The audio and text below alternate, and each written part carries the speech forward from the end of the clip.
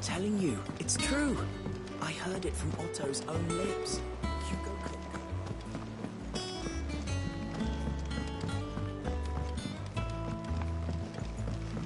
We're seeing troops amassing at every border crossing. Well, no surprises there. It was the same after Drake's breath. You barely sat down since you came home. Vivian got you running errands or something? Just spreading the word.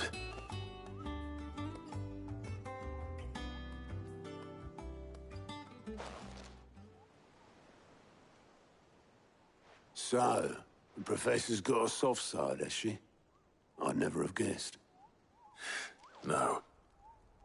She was right, though. Everyone was glad to hear the news. Ah, but you ain't told everyone. I can think of plenty of friends back at the old hideaway who'd sleep more peacefully for knowing.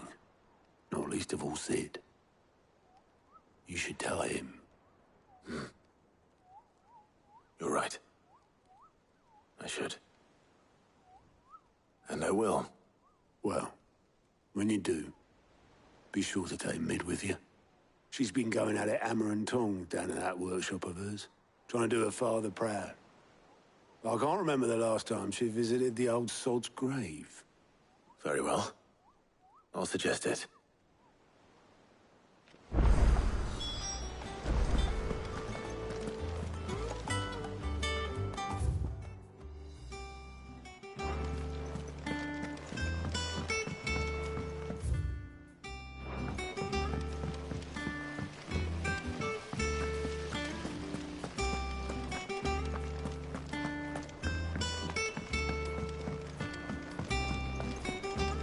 Mid might need some help.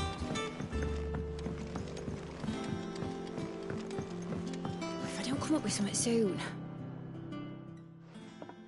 All right, Clive? What do you want? I'm going to visit Sid, and I thought you might like to come with me. Sorry, I'm too busy for all that right now. I've got to get this thermal displacement stack sorted. Thermal... Displacement stack. Here. And this is for... Only the fastest, finest ship the world has ever seen. The Enterprise. Me and my dad designed it together. Where other vessels rely on the fickle winds to drive them through the water, ours is fitted with mithril engines. And those things have got more push than a behemoth in a bad mood, and more heat than all the hells put together. Which is where the stack comes in. I may have already talked some tight-lipped shipwrights into putting the hull together for me in a little dockyard in Canva. But the stack's a bit more involved, so I'm building it here. Thing is, it's so involved that I'm running behind and it's starting to hold things up over at the shipyard. I'll come and see my dad, though, when I'm done. Whenever that is. Is there anything I can do to help? Good old Clive. I were hoping you'd say that. First things first, I need some parts meching. The stack will be made up of 3 major components. There's the plating, here, that channels hot vapors away from the engine. The helm over the top, that disperses all that heat into the air. And the shielding around the sides. That stops the rest of the ship from going up in flames. Full suit of armor, then. Probably best to take it one piece at a time. Then you'll need to start with the plating. Everything else fits onto it. I've got the designs and the list of materials here. Show these to Blackthorn. He'll know what to do. I can't make head nor tail of them. Luckily, you don't need to.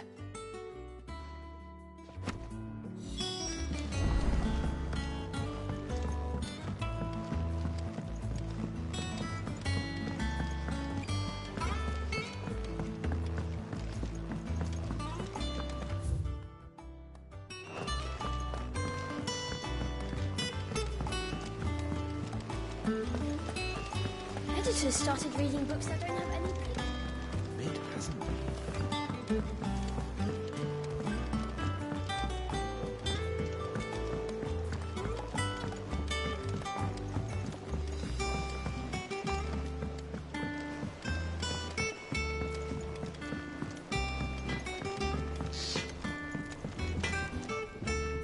Blackthorn, can I ask a favor? Out with it. It's for Mid. This my last chance to say I'm otherwise engaged. Spare myself the arseache. Go on then. What is it this time? She said you would know. Here.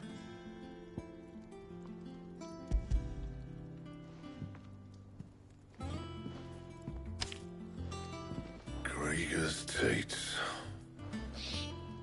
Well, I don't know what the hell you'd want this for, but I can make it. Won't be easy, though. And I'll need help. Get Gavin-Otto in here, will you? All right.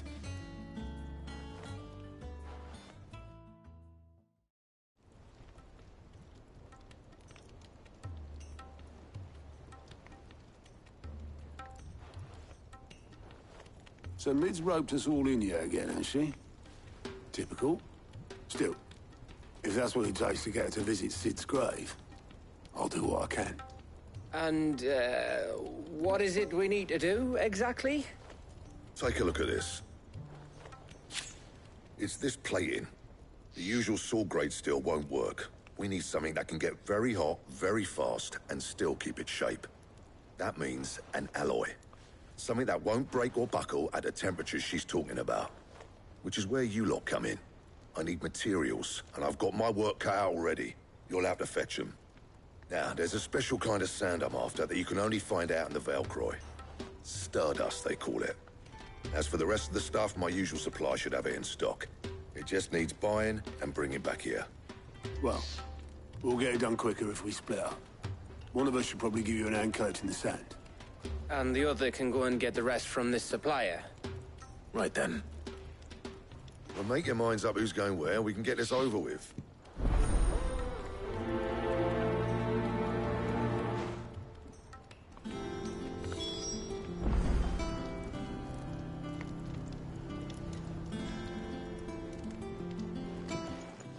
You going after the Stardust then, are you? Which one of these two lucky souls is going with you?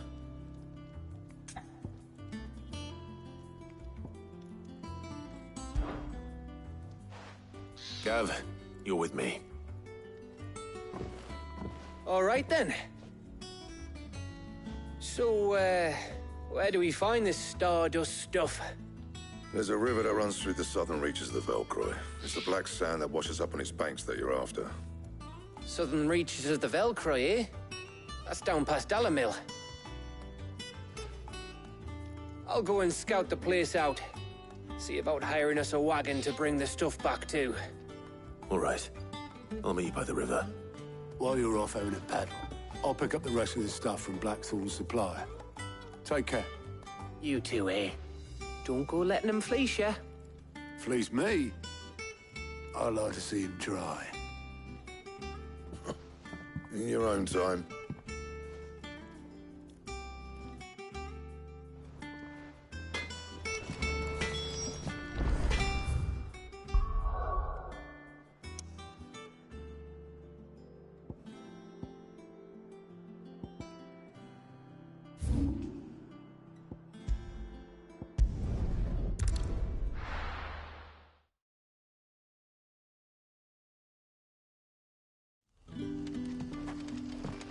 Good day to you.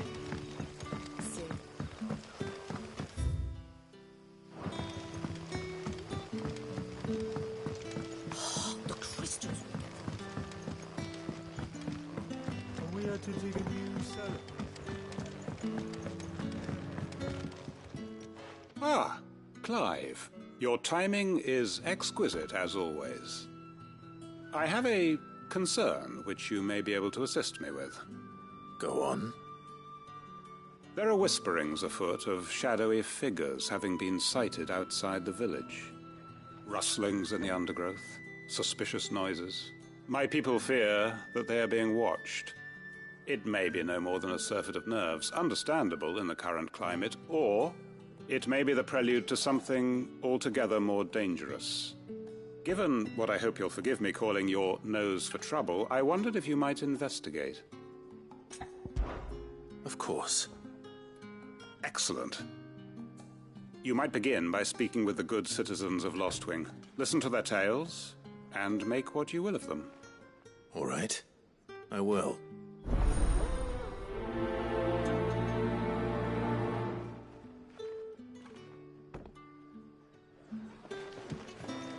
Right. Let's see what the people of the village have to say. I better find out if this is just nerves, or something we need to take more seriously.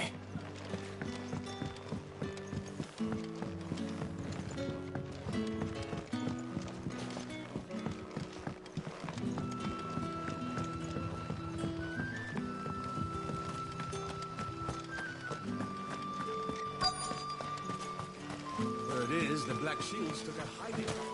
Look, there is the open. Excuse me. Quentin mentioned strange figures having been sighted near the village. Have you seen anything? Nah, not me, Gov. I heard the rumours, though. I'm here most days, right next to the gate, and I ain't seen nothing out of the ordinary. Don't worry. Any shady characters try and slip into town this way, and I'll soon come running. And shouting, most likely. All right. Thank you.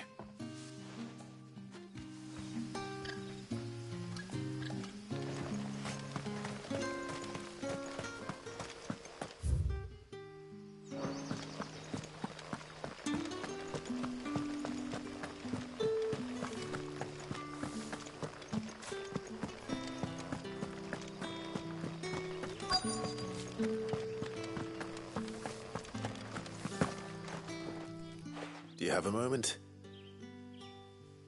There's talk of suspicious figures in the woods. Have you seen anything out of the ordinary? No, but I've heard something. Sound of scraping metal, like someone sharpening a sword. Where was this? In Lorbert's Pass. Was out foraging for herbs when I heard it, screeching out from between the trees. Ran back here as quick as my legs would carry me, and I ain't been back since. I see. I'll look into it. Thank you. Seems Lorbert's Pass is our best bet then. What do you say, Torgal? Shall we go and investigate?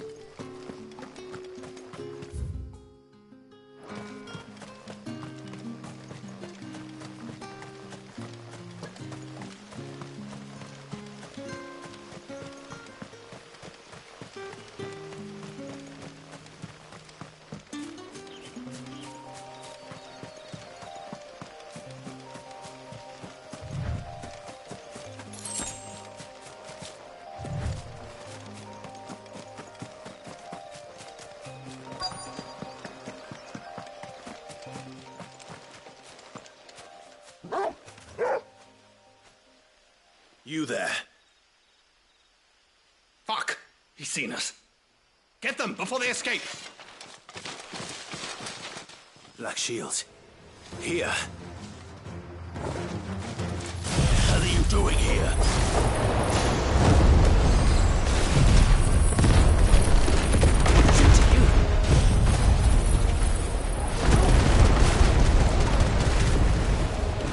Not that we give a damn. All that matters to us is that you don't leave here alive. It's over.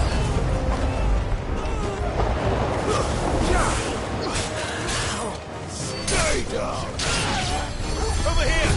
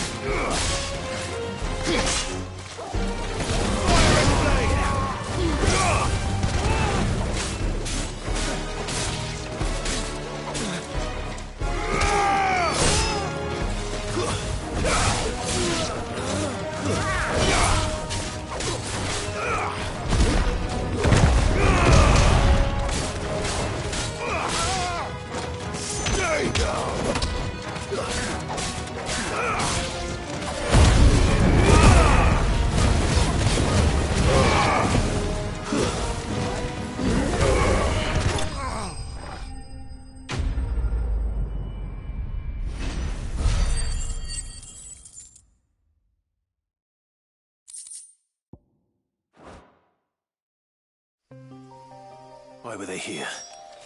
Were they planning an attack on Lost Wing? I need to warn Quentin.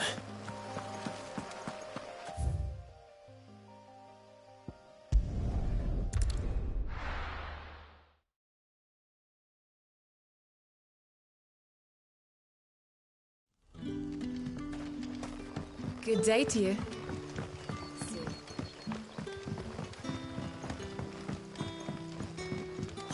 The crystals we get from the tail.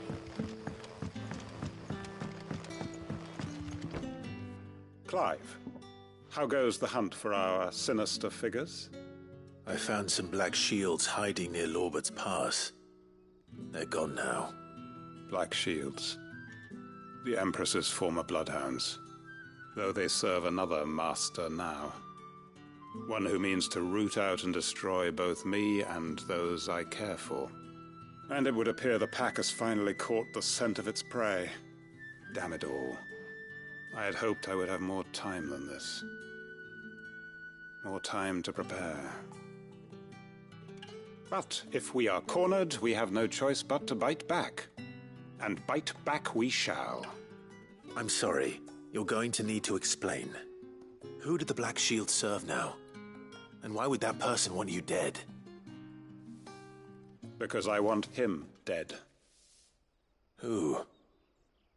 The former Lord Chief Justice of Sanbreque. All that I have built here is for him. I don't understand. Why him? Why Lostwing? I suppose it is better that you know the truth.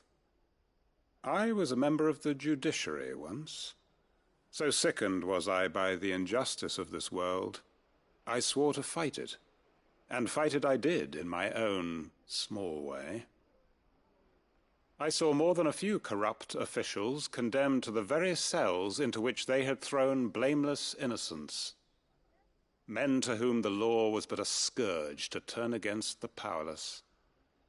And throughout, it was the Lord Chief Justice who backed me, who was my one true ally in the quest to see justice done. So what changed? I discovered that he hunted bearers for sport. I was a fool to think he shared my hatred of venality and vice. His support for me was no more than a facade, a means of ridding himself of his rivals, a mask to hide the rot beneath. I filed suit against him immediately. His response, however, was rather more visceral. He had my entire family slaughtered, and he faced no punishment whatsoever. I lost everything. My loved ones, my livelihood, my position, the faith I had once held that any modicum of justice might be achieved through the courts. So I set about enacting my own. I tracked down every soul who served him, and slit their throats myself. But the man himself proved an altogether more difficult target. With money and power come protection. And so I saw that I would need an army of my own. I came here to Lostwing and began recruiting like-minded individuals. And everyone here knows this is why you do what you do. Of course. They too have lost loved ones to the bearer hunts. Seen faultless friends sent to the gallows to spare the guilty. All under the watchful eye of the Lord Chief Justice. Our wounds are the same. And our cause is the same. We are comrades. And our revenge is already in motion. We know where he hides, how numerous and well-trained his guard. What we did not know until now, however, was that his plans may already be in motion too. Quentin. Our time is short. He may move against us at any moment, unless we move against him first. My friends and comrades, it begins. Make ready for war.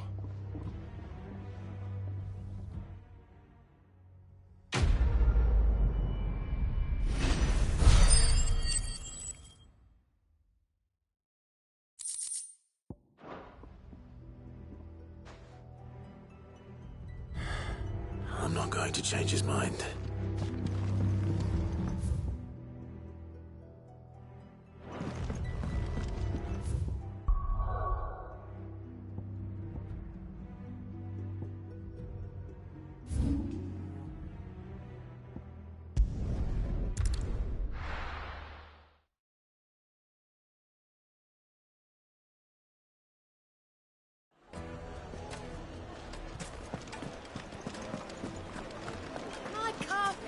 take a sniff, good sir? Gone, just like that. And without so much as a by your leave. What's the matter? It's my apprentice. He up and vanished while my back was turned. I'd go and look for him myself, but I've got a bakery to run. A bakery that's now short one pair of hands. Loath though I am to rely on the kindness of strangers, I'm at a loss. Please, will you see if you can find him? I'll see what I can do. Do you know where he might have gone? I wouldn't be surprised if he was off somewhere mooning at Drake's Fang. He used to work there, you see. Poor fool left his heart in its hollow. All right. Then that's where I'll start.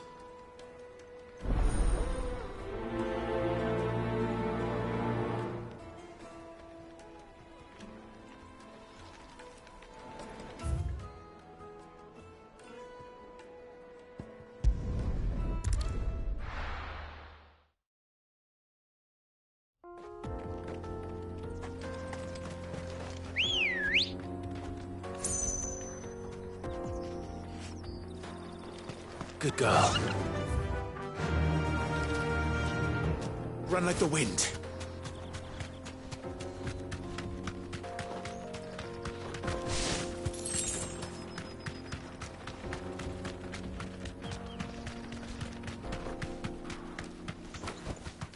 You deserve a rest.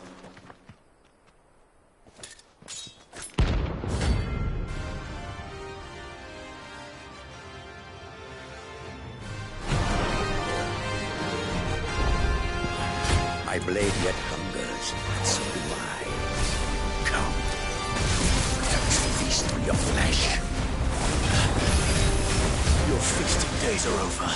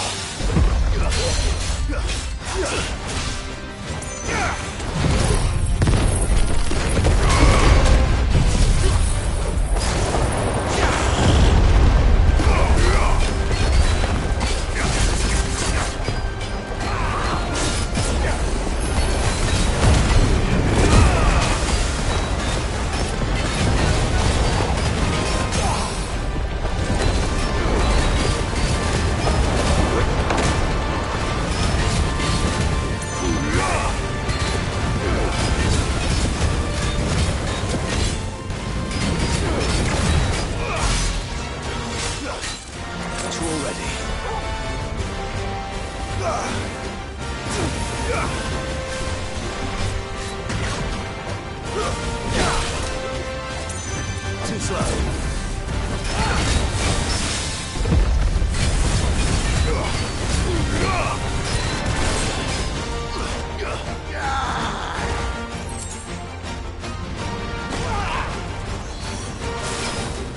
I'll drink your blood! I'll snap you like a twig!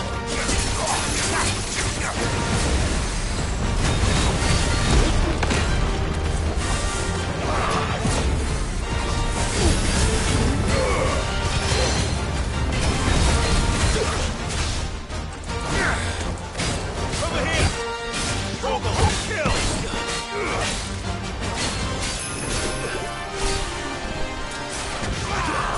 Let's try.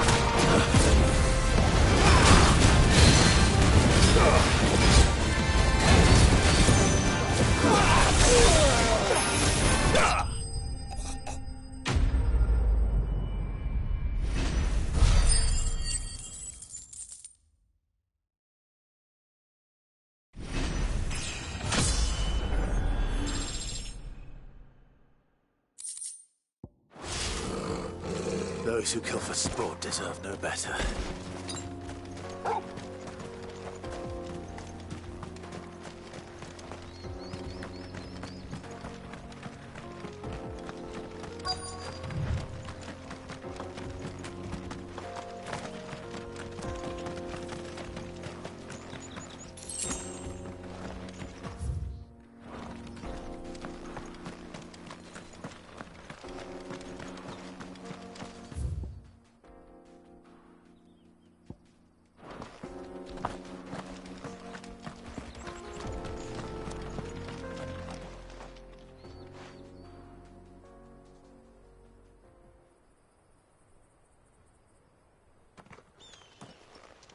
Excuse me. What do you want? The baker sent me to find you. I am a sorry, selfish sod, aren't I? Certainly not a baker. Master must have ruled the day he took me in.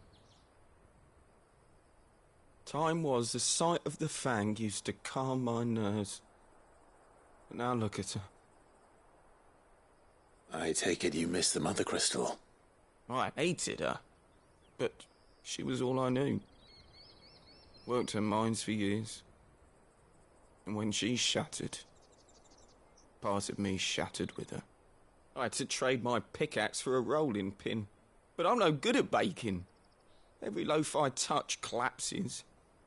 My bread's as hollow as I am. She was the only thing that could fill the hole inside me. Oh, I loved her, damn it. But now she's gone. She's never coming back. What am I supposed to do? I ask her. How does a shell of a man learn to live again?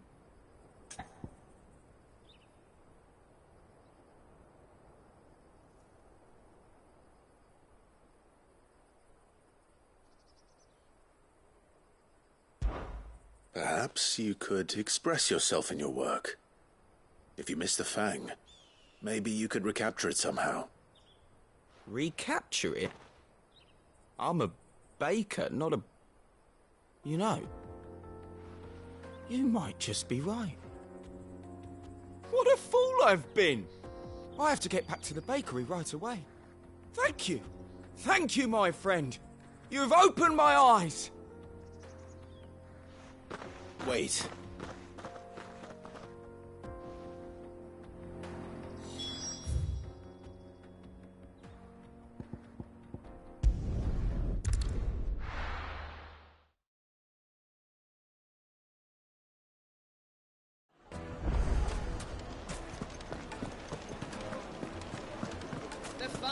The most fragrant herbs and spices.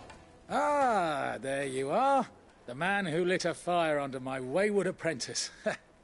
Though I worry you might have stoked the flames a little too high. He damn near ran me down trying to get to my oven. Master, it's ready. Behold the Drake's Balm.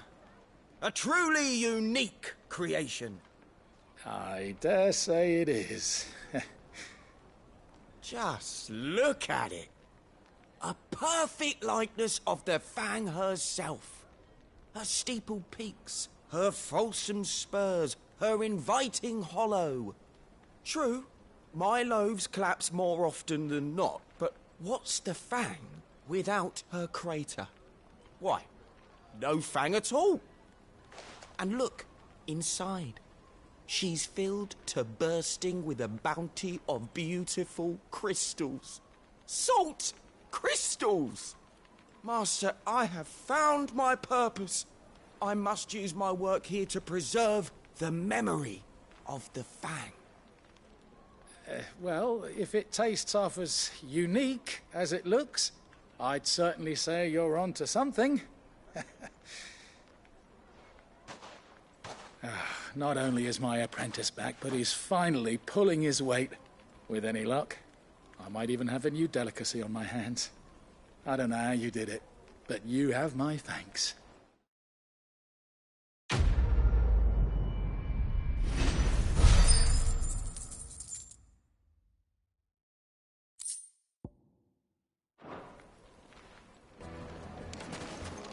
Now, do some... Yes, they're quite sort.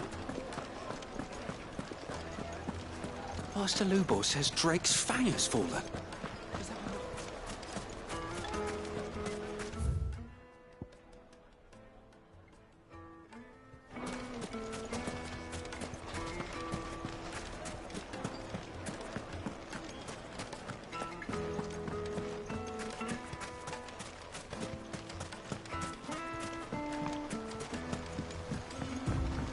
Looks like I found the river. Where's Gav?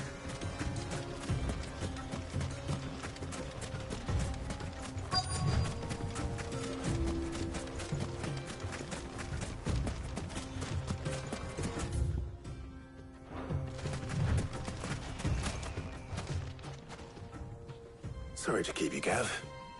Better late than never. I've had a quick scout about, and I reckon round here's our best bet if we want to grab as much of this Stardust stuff as we can.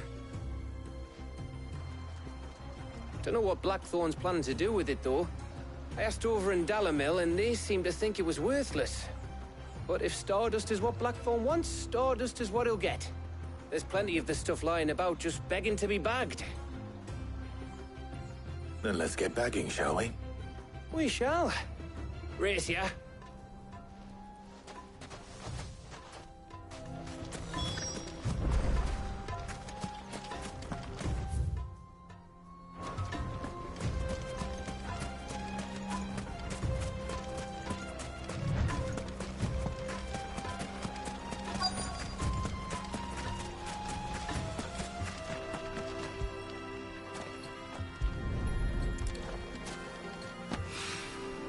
So this is Stardust. It just looked like black sand to me.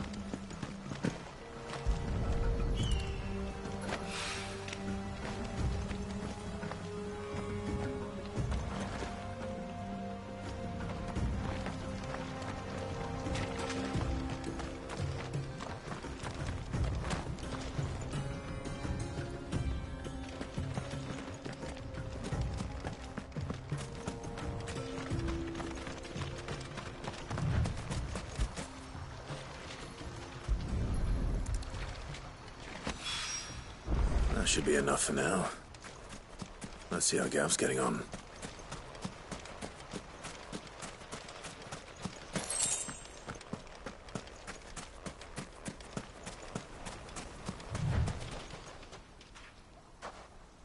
You finished? How much did you get? Enough. I hope.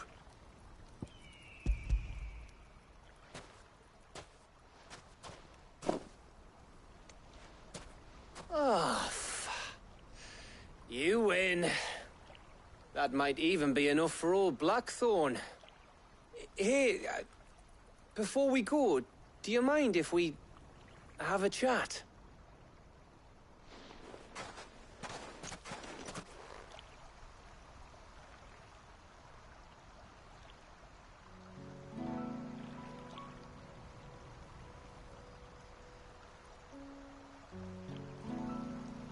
Feels like ages since we had the chance to talk.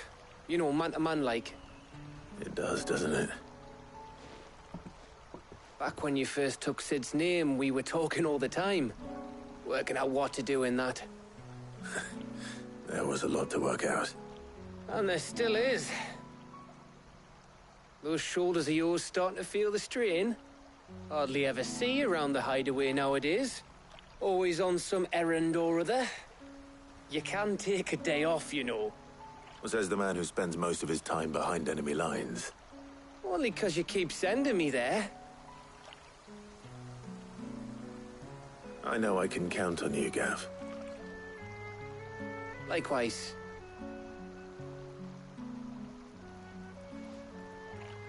So you keep sending me wherever you need to, and I'll keep going. Safe in the knowledge that I have a home to come back to. Thanks to you.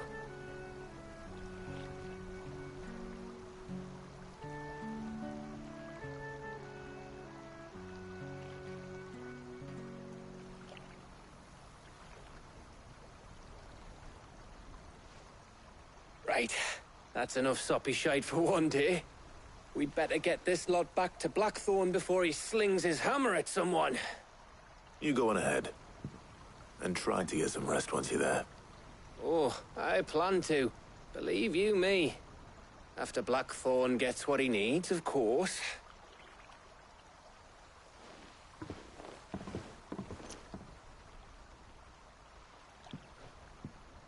Right. Ready to go home, boy?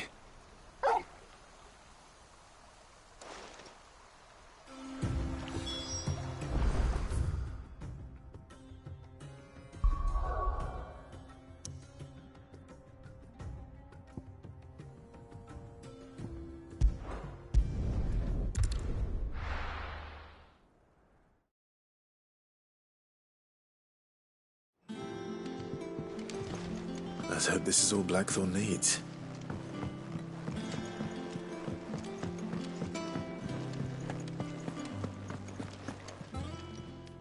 Is it business or pleasure? Coin purse weighing you down? You're rubbing me blind, you know. You'll not find a better price than that.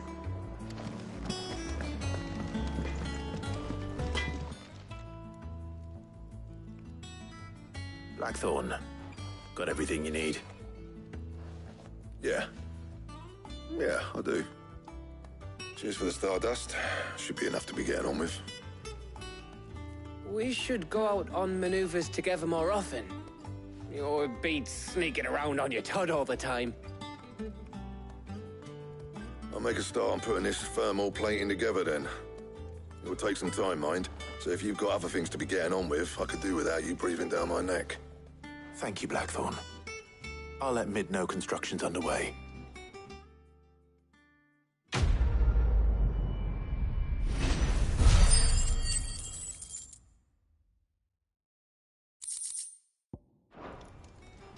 Suppose we'd better be getting back to work too. Give us a shout if you need anything.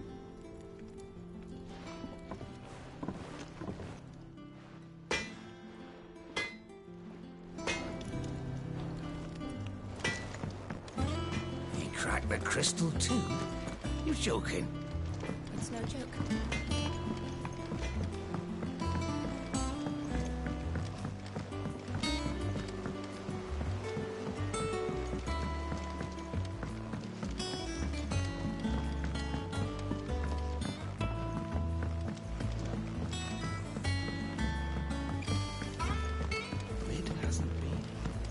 Editors started reading books that don't have any pictures in.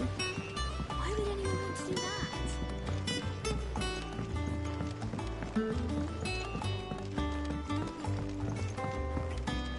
If I don't come up with something soon. You'll be pleased to hear that Blackthorn's started work on the plating. Excellent. 1 down, 2 to go. So, what's next? The helm, of course. For this, we'll be repurposing fallen scrap. Salvage from the ruins? I thought that material was all but impossible to work. Ah, but we don't have to. I'm sorry. Just so happens there's one particular ruin that's broken into exactly the right shape and size pieces for what we need. What's the name back there? I'll give you all the details. What's her name? Right.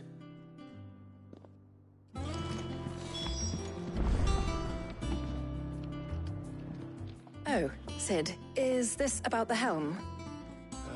Yes. Mid said I should speak with you. I'll show you the plans then. Here you see the mithril engine, in which mithril is burned to generate heat. That heat is then harnessed to produce motive force. Excess heat is dealt with by means of the thermal displacement stack, which disperses it into the surrounding air. Now, were we to rely on thermal plating alone to achieve this effect, the rate of excess heat buildup would far exceed the displacement coefficient of the plating. In other words, the reactor would overheat and eventually explode. This is where the helm comes in. It connects to the plating, you see, and serves as a sort of thermal sink to absorb all that excess energy. Our experiments have shown that fallen ceramics are remarkably thermophilic. They can withstand and absorb levels of heat far above anything we are able to make today. And not only that, they're also waterproof and immune to rust, making them the perfect material for our protective hood. Why, if sea or rainwater were to enter the reactor proper, it would vaporize instantly. The forces produced would tear the ship from stern to... You can stop there. I understand. Mid said we might be able to use parts of a fallen ruin. Where would I find it? Ah, yes. It's in Lorbert's Pass, near Lostwing. The thing is, well, I probably should have arranged to have the pieces we need brought here sooner. You see, a certain unwanted visitor has taken up residence there. It's no longer a matter of just walking in and taking them. It's, going to be considerably more dangerous than that. I see. Then I suppose I'd better deal with this unwanted visitor for you. Would that help? Oh, very much. Thank you, Sid. I'll gather my team and head there right away. We'll meet you outside the ruins.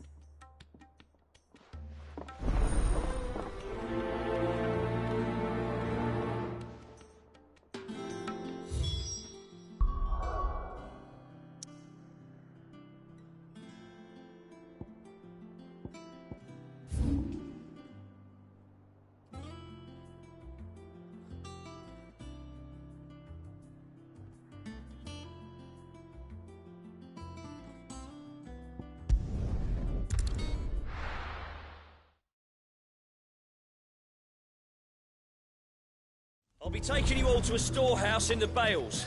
Leave anything you don't need behind.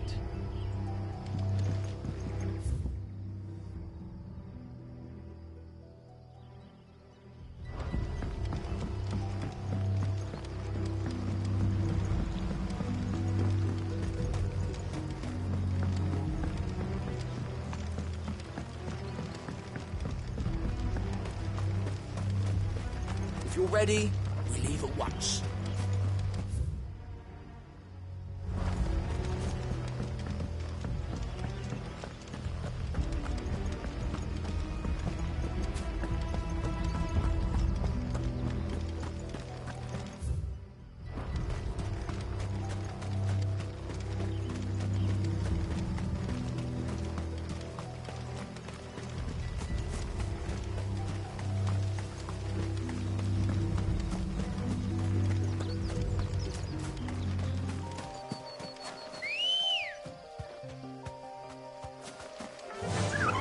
Faster!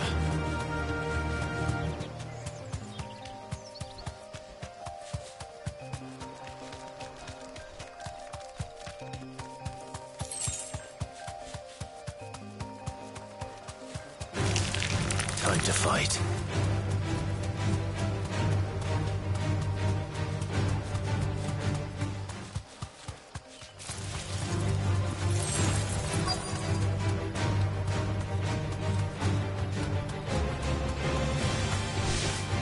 Safe.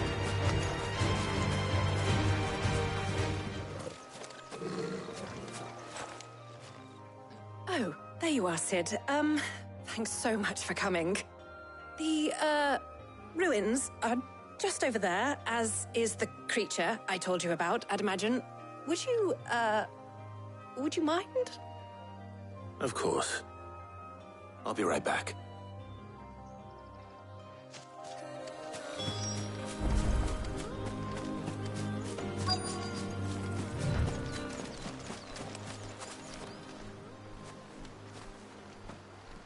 Anybody home?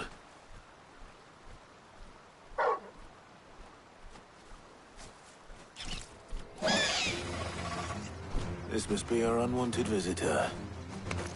Time to go. Fire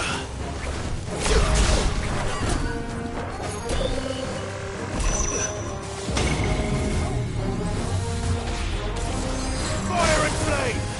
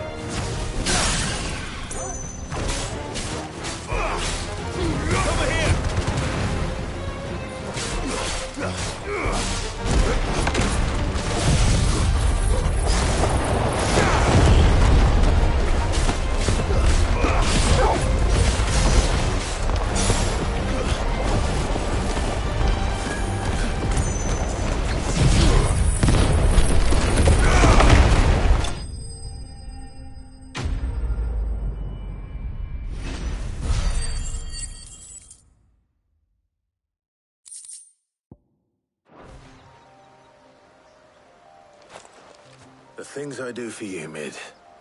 Sid! Oh, thank goodness you're safe. You shouldn't have any trouble now. Indeed. Well, don't let us keep you.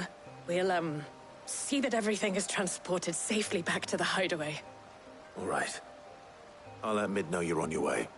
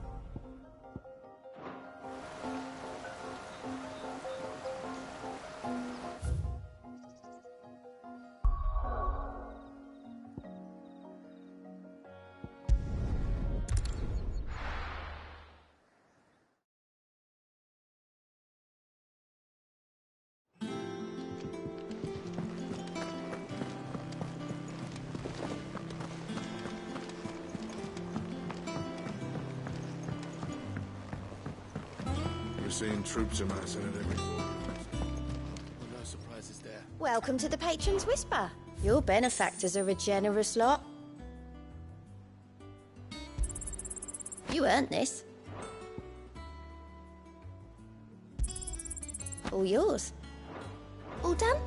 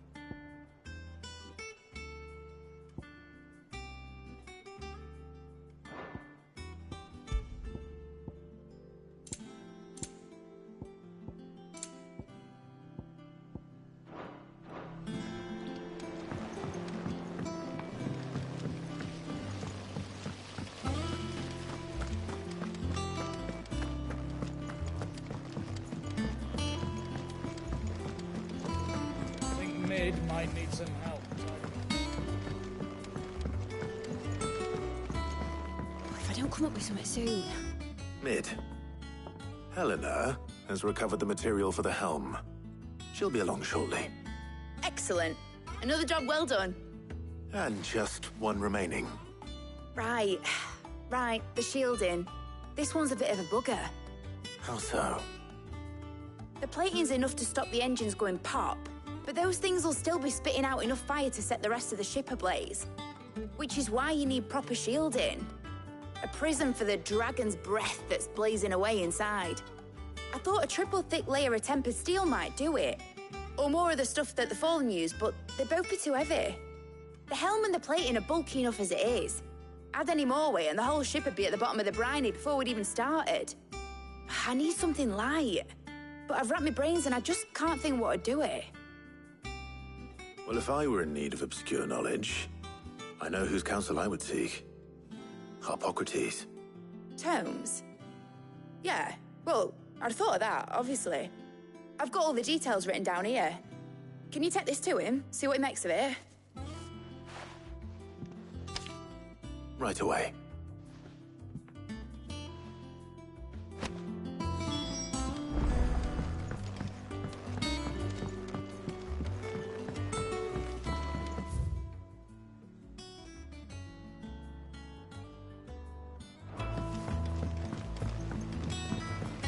Editors started reading books that don't have any pictures in.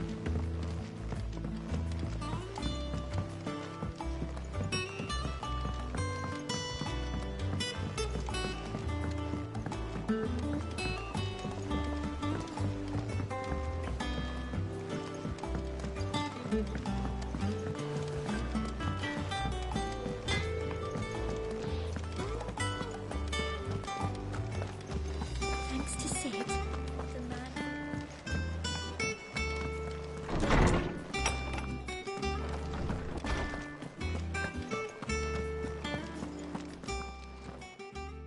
Harpocrates, do you have a moment? For you, Clive? Always. Well, actually, it's for Mid this time. Could you take a look at this?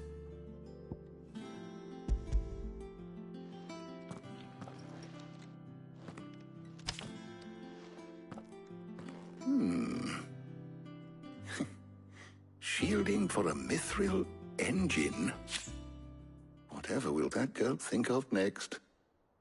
And what are these notes around the edges? She has some specific requirements for the materials. The shielding needs to be able to resist extreme heat on the inside, and yet remain cool enough on the outside not to set the ship alight, while also being light enough not to sink it. As you can imagine, she's struggling to find anything that meets her needs. I see.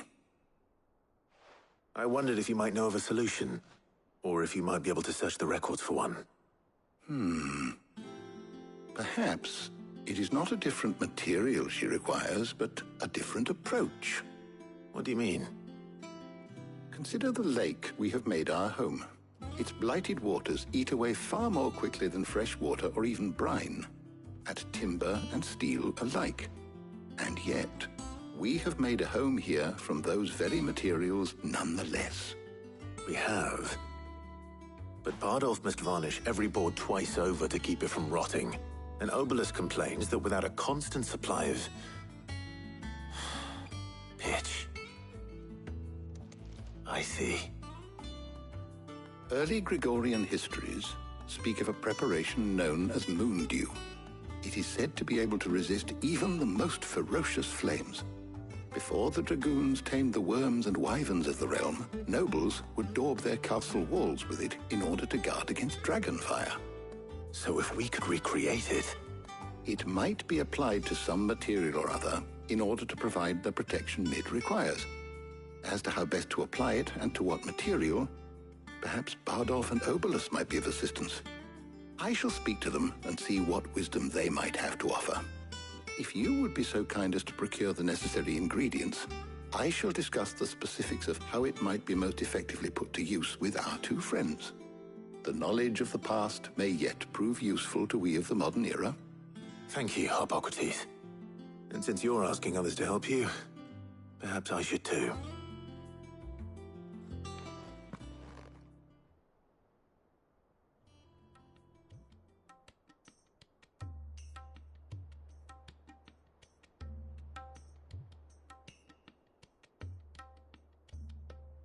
So you need a hand, do you? We do. I'll be heading to market for the ingredients we need. I could do with some help. And some company, too. The other can assist me in researching how best to prepare the shielding itself. Can we count on your aid? Always. Well, if Jill's game. Thank you. I am sure either of these fine young minds would prove indispensable in my research. I leave the decision as to who will go with whom in your capable hands, Clive.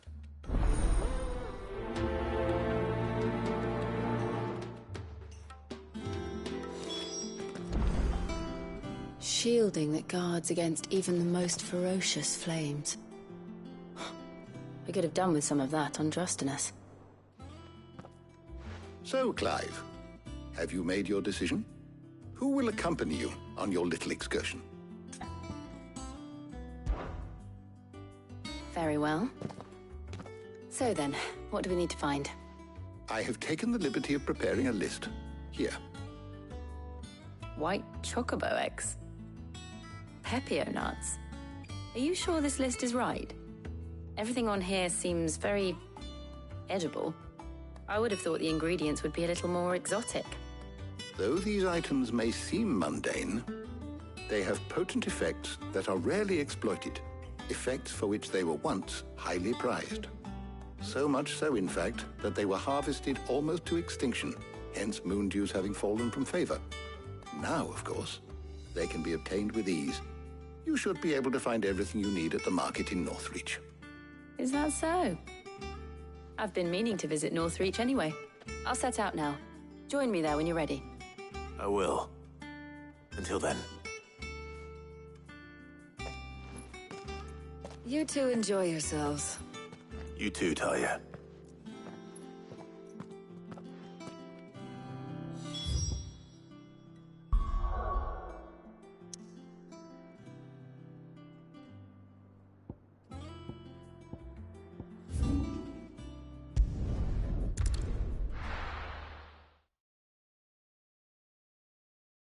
Now, where's Jill?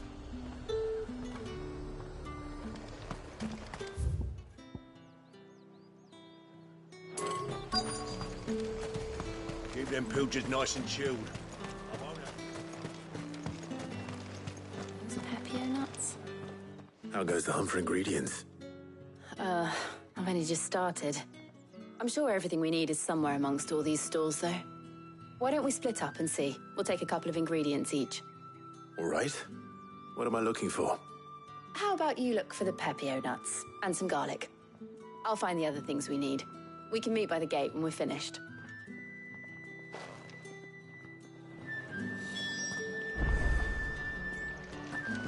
Up! You'll not find a bruised pippin. Fresh cuts. Come and get them before they're gone. Any friend of the innkeeper is a friend of mine. Ah, yes. Keep fighting the good fight.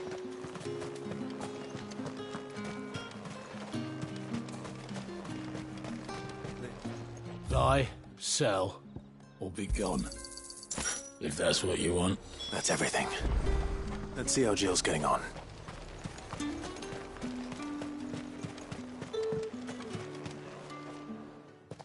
Did you find everything? I did. Here.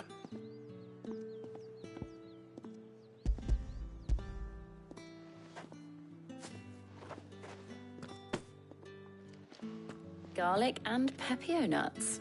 Perfect. Now all that remains is for Harpocrates to somehow turn all this into what Mid needs to keep her engine cool.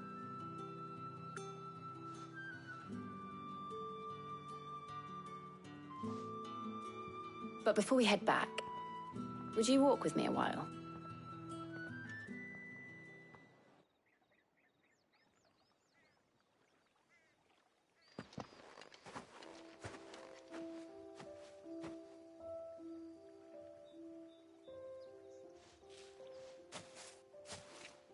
Thank you for asking me to help you today. It makes a nice change. It does. It's good to get away from all the battle and bloodshed for once. Just being here reminds me of when we were children. Do you remember? Walking down Market Street in Rosalith, taking in the sights and smells. How could I forget? What with Torgal's antics. Remember how his nose would prick up at the scent of sausages? He'd go racing away and we'd have to go running after him. We wouldn't catch you now, would we, boy? Was there anything you wanted to buy for yourself while we're here? There was, yes. Well, sort of. Molly in the kitchens told me about a place that sells particularly good pies. Thought you might like to share one with me. I would. Thank you. And I saw some bread.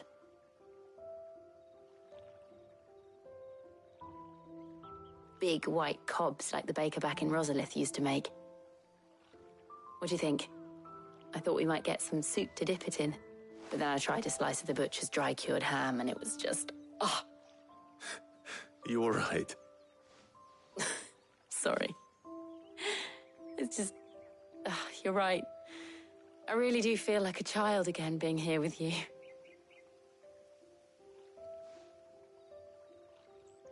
Clive. Is it wrong of me to enjoy this?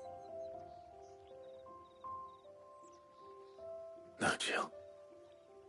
This is how life should be. And it's how our lives will be when our work is finally done. When we can live on our own terms. I hope so. Thank you, Clive.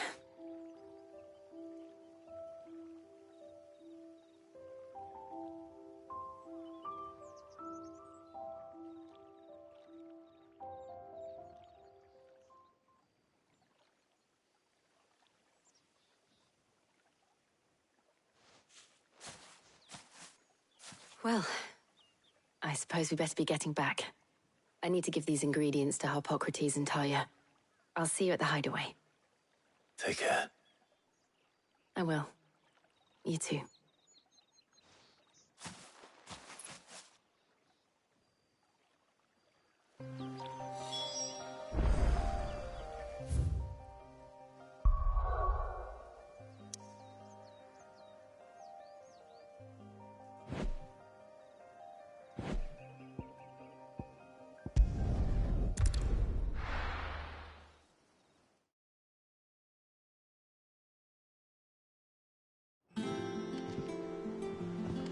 I wonder how Harpocrates is getting on with the moon dew.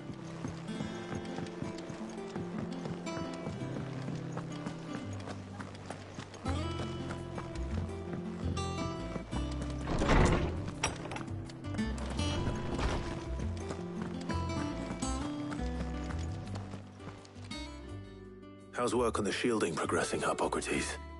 Well, very well indeed. And thanks in no small part to your kind assistance. I was just explaining to Talia how we might best go about preparing the moon dew.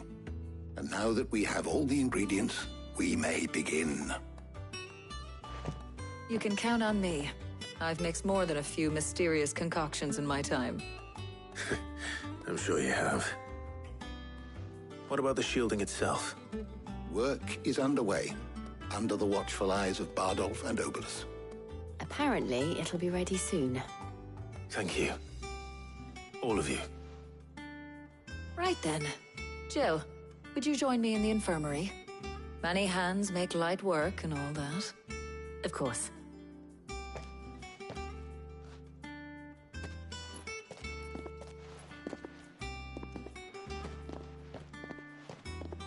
Oh, and Clive, thank you.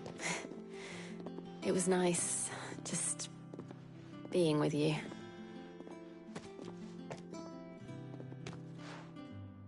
It appears our work here is almost at an end. A shame. I was enjoying playing the man of action for once. When both the shielding and the Moondew are ready, it will merely be a matter of applying the one to the other. Followed by a rigorous process of testing and retesting, of course. Perhaps someone ought to warn young Mid of that. Leave it to me. Thank you, Hippocrates.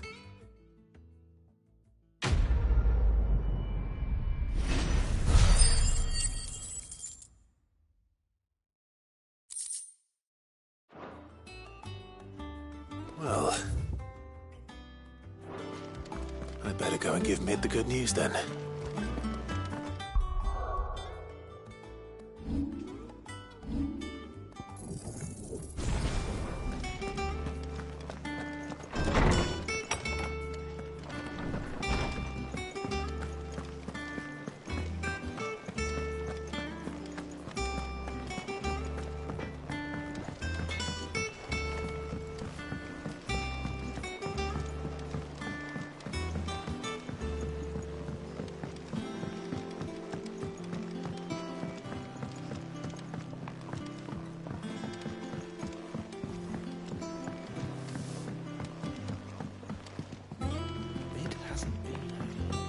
Editors started reading books that don't have any pictures.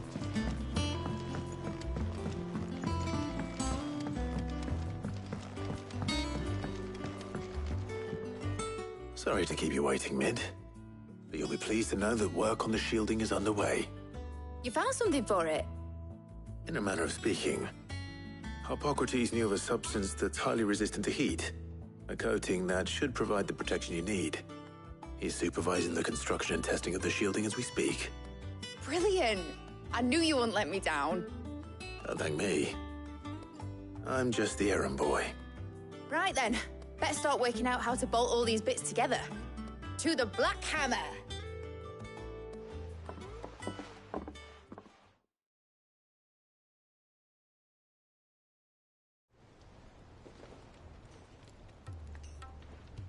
You know, when I got into the smithing game, I thought I'd be making swords and shields, not thermal bleeding didgeridoo-dahs. Displacement stacks. Same difference. Whatever you call it, I ain't putting it together in here. It's cramped enough as it is. Let's take this outside. Mid, you get all the parts lined up on the deck. I'll take care of the rest. On my way! Oh, and bring me the biggest hammer you can find. This is gonna require some precision walloping.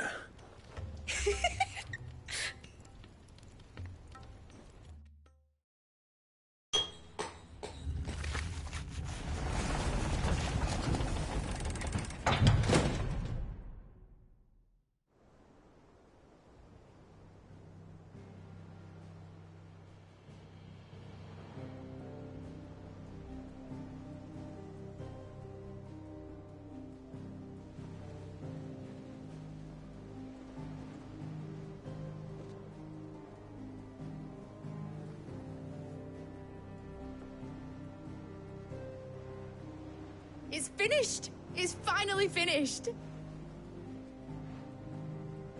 Thank fuck for that. I'll be feeling my hammer arm for weeks. Thank you, Clive, Blackthorn, everyone. That's one down and just 3 more to go. I'm sorry. Oh, didn't I tell you? The Enterprise has 4 mithril engines, and we'll be needing a displacement stack for each. You don't mean... Don't worry. Now they've got a finished one to work off. My gang in Canva can build the rest. Good luck to them, I say. Right, I'm off to get a sling for this elbow. Any other work comes in, keep it to yourselves, eh?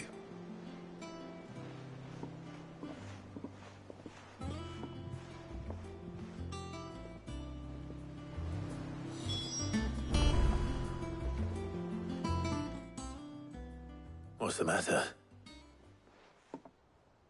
Nothing. Just daydreaming. Thinking about the Enterprise sailing off over the horizon to shores unknown. Searching for a land untouched by the Blight. Just like me and my dad planned. So if the worst came to the worst and every scrap of soil in the Twins turned black, we might still have a chance. That's what she was meant to be. You see, one last chance just in case we needed it. But now she's so close to being finished, I've realized I don't want her to be that. I don't want her to be just a lifeboat for us to cling to if things get desperate. I want people to sail aboard her by choice, not from the lack of it. In a world where we're not just trying to survive, but where we can actually live. I'm working on that. And I'll do everything I can to get you what you want. Don't you always? All right. My mind's made up. As soon as the Enterprise is fit to sail, I'm putting her under your command. Sod our plans, I'm trusting in yours. Are you sure about this? Something tells me it's what my dad would have wanted. He'd be proud of you. You were gonna visit his grave, weren't you? I was. And you can come too, now that your little project is finished. Right.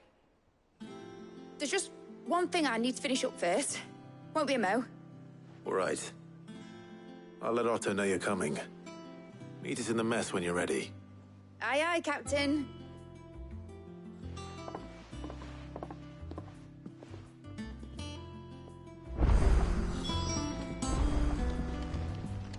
Mid told me she was building a ship.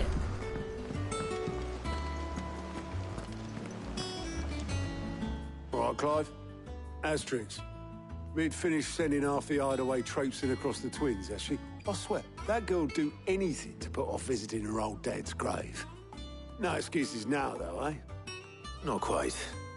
She said there was one final thing she had to take care of. I'm sure she'll be finished soon enough. She said that? In those words? She did, yes. Clive? Were you born yesterday or something? There is no thing.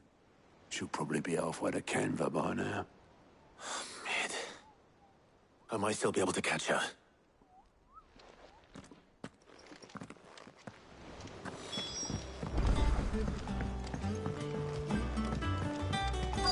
Is that the thing Tomes held? Obolus, have you seen Mid? Yep. In a boat, going that way. Then I'm too late. You in a hurry at all, are you? Oh, I offered to take her across, but she wouldn't wait. Just paid for a dinghy and rowed off. Oars going like the clappers. Got some life in her, ain't she? But anyway, I was on my way up to see you, as it happens. Got a letter for you. Urgent, by the sound of it. One of your uncle's men said I was to hand it to you in person, post-bleeding haste. And you're here now. Thank you, Obolus. Don't mention it. What tidings, Uncle?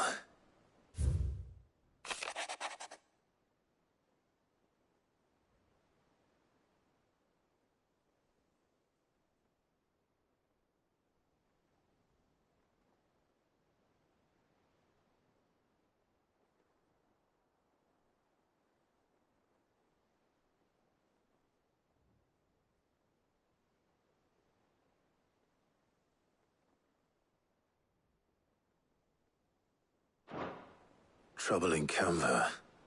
Well, I'll need someone to keep an eye on Mid.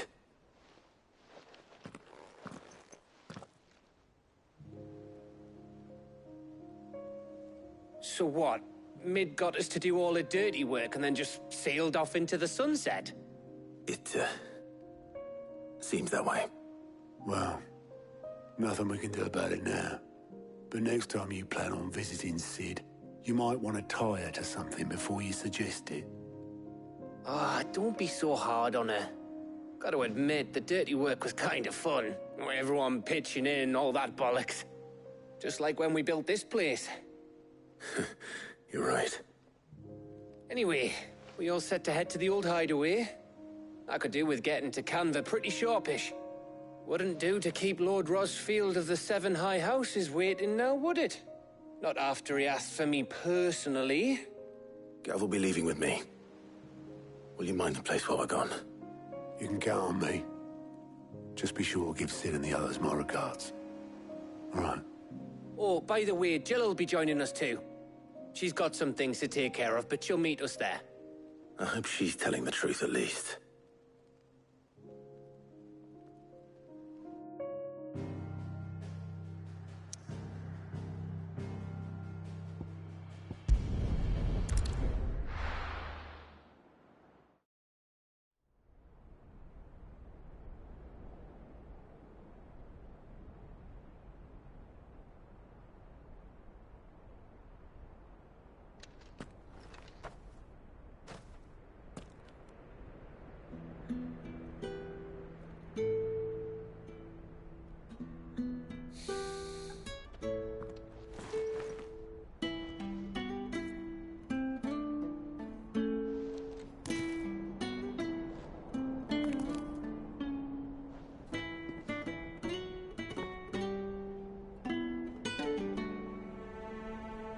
Well, Sid, I remember what you told me. That if no one is listening to what you have to say, you may as well not say it.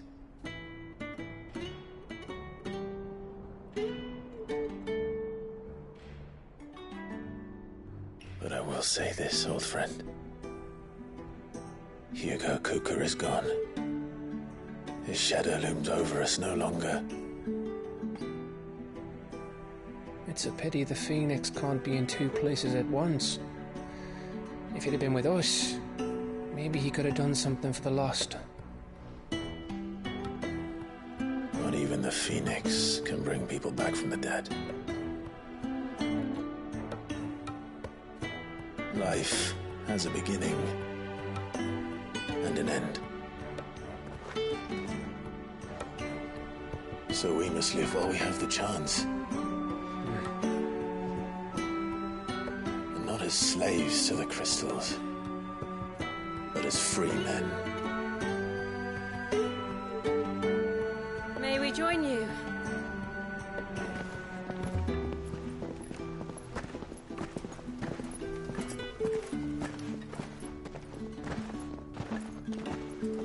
Lady Karen, what a pleasant surprise.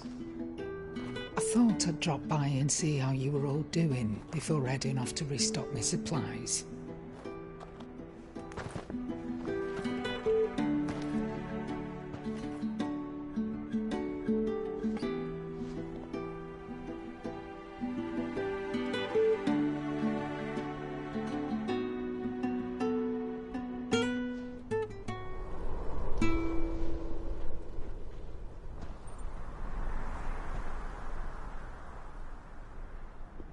It wasn't the most scenic view back then, but it were never as bad as this. I know. The Blight marches on. And soon, there will be no escaping sights like these.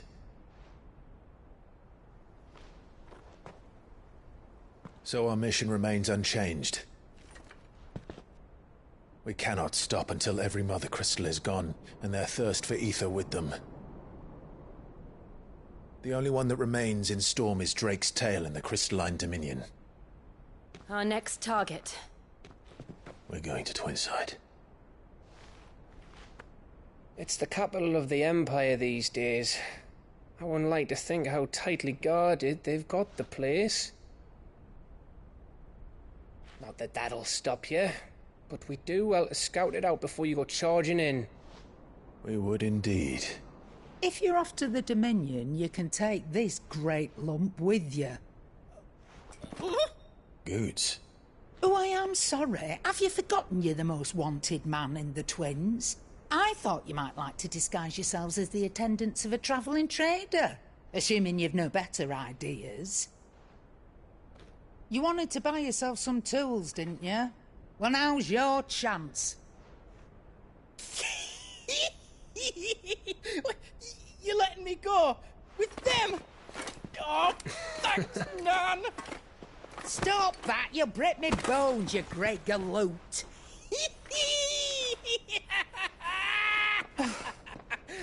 There's a caravan that runs back and forth between the Dominion and the Bocklad markets. It's managed by the Merchants Guild. Just show them Goots' traders pass and you'll be on your way. It'll be a damn sight less risky than footing it the length of the Crystal Road. That's for sure. Thank you, Karen. And glad to have you with us, Goots. Okay then. I'll get me things and I'll meet yous there. See yous down in Bocklad. Get off! Me poor fingers! Jill, you're with me. Understood. And Gav? Already on my way, Captain. Be careful. Aren't I always?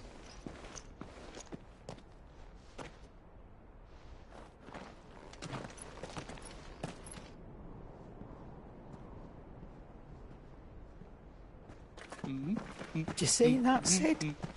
Your protege's making a proper little outlaw of himself.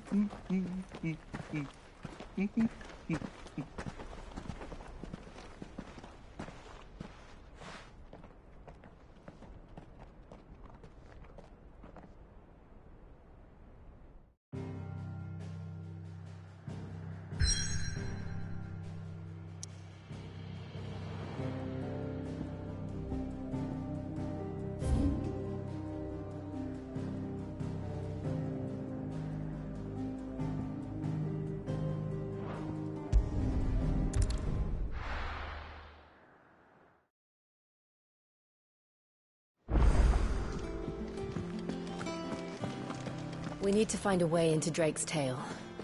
And we will. Together, this time. Is that the thing Tomes helped? Mid told me she was building a ship.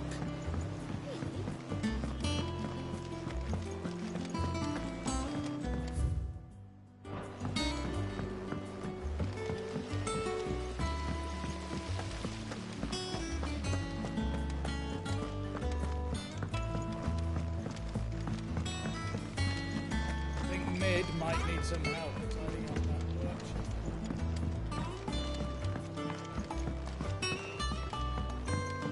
Well. Here, Sid. Reckon you might be just the man to help me out of a bit of bother, if you've a mind to. Let's hear it. Well, it's about this alembic the chief's got me making. Lovely bit of kit, it is. Bung in a solution you want splitting, and it will separate it out, just like that. Problem is, it won't always get rid of all the impurities. And with some of the stuff we need it for, that ain't good enough. Which is why I've been looking for something to filter the liquid we'll be cooking off. And that's where I was hoping you could help me out. I imagine Ty could get some use out of this alembic too. Distilling medicines and the like. All right. Why not? Proper job! So what exactly do you need for this filter? Nothing but bomb ash'll do, says the chief. Gave me a sample she'd obtained from the university stores. Couldn't believe my eyes. You pour the blackest blight water through it, and it comes out clear as a mountain stream. So, I did a bit of reading about where I might be able to get hold of some. And do you know what I found out? It's only the blimmin' bones of a bomb king. They leave them behind when they die, see? I take it that's where I come in. If you wouldn't mind. I saw a billet on the hunt board for one just the other day. Would have gone myself, but, well, fighting dirty great balls of flame isn't exactly my forte. You, on the other hand... All right. I'll see what I can do. Thank you kindly. And a good hunting, eh?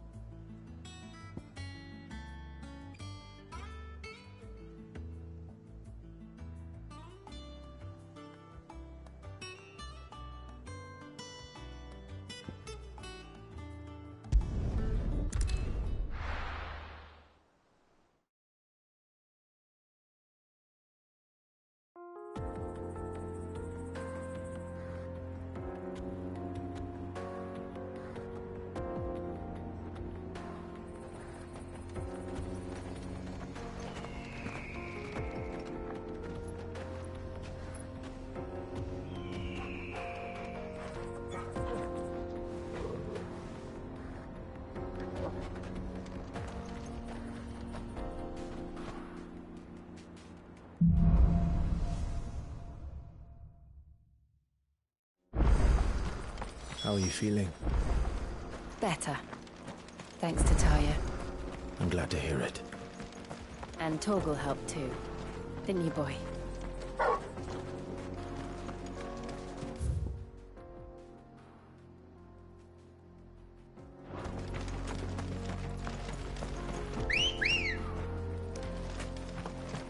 Let's go. This used to be a trade route for merchants crossing the Scars. Till the Republic laid a new road wide enough to let wagons pass, and all official traffic moved there. Leaving this one for those living outside the law. Indeed. I doubt we'll be the only outlaws on the trail today.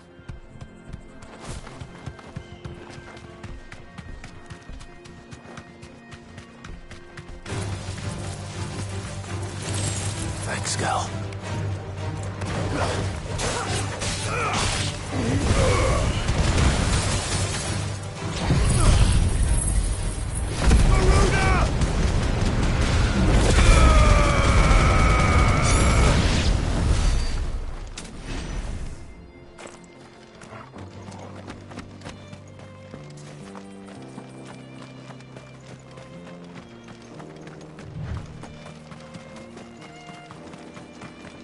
What do you think? That we'd be lucky. Really? It's as bad as that? Oh, aye. There's trouble up ahead. And too much of it for us to handle. I take it there's danger on the road. Oh, what about this fearsome-looking fellow? You think he'd be equal to the task? Well, no doubt. Assuming he's willing to hear us out. Well met, friend. My brother and I have been tasked with finding a merchant's missing cart. You seen it by any chance?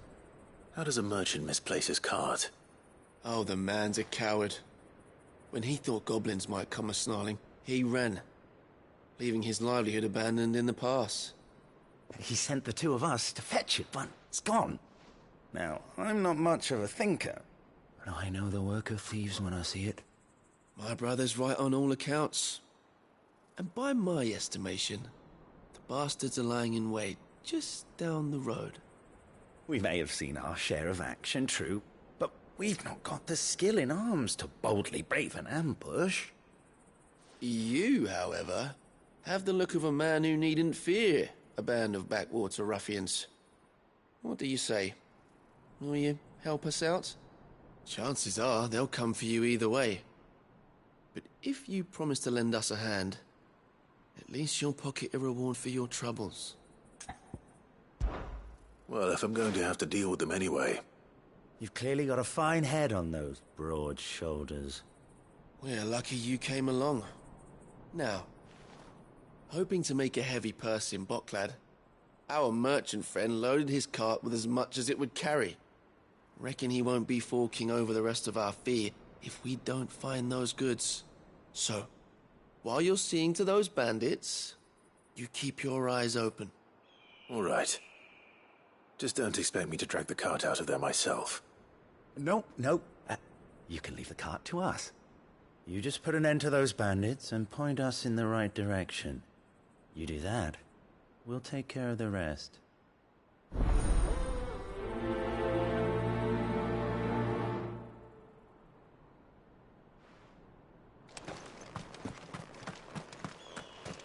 I'm not sure I trust those two. But if there are bandits lying in wait, I should probably take it. Look lively, you lot. We've got guests. These must be our bandits.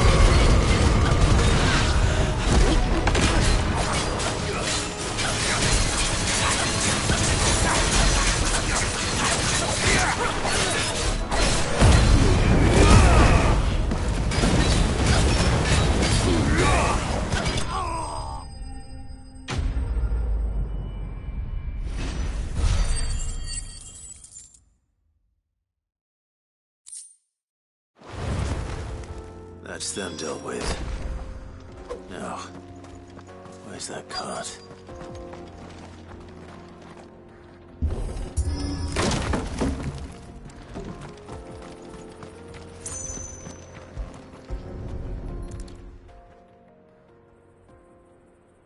Getting all of this out of here will be a nightmare. Seems we found ourselves the right man for the job, wouldn't you say? Found the cart and didn't leave a single bastard breathing. Our merchant friend will be delighted. And how exactly will he be getting his goods out of here? You leave that to us. After all, it'd be wrong to make such a fine warrior haul cabbages to market. You've done your part. And that's all you need to worry about. Here.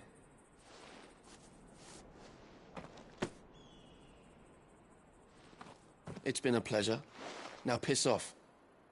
There's no need to be so rude, brother. What if we want his help again next time?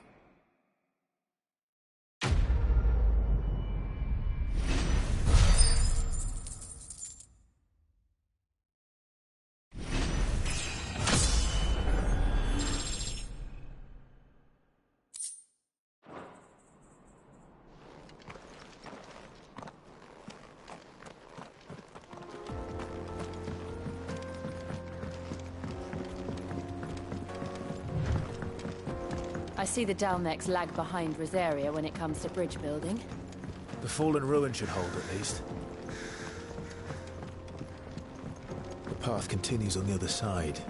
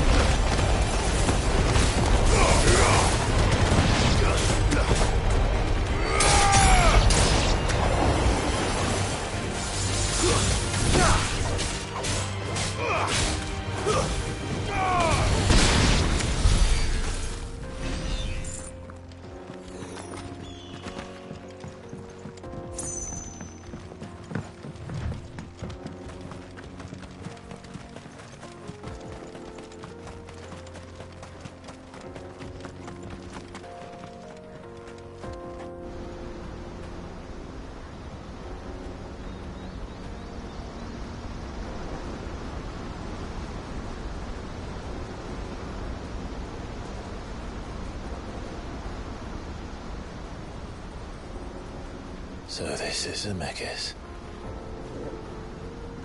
The land of the gods.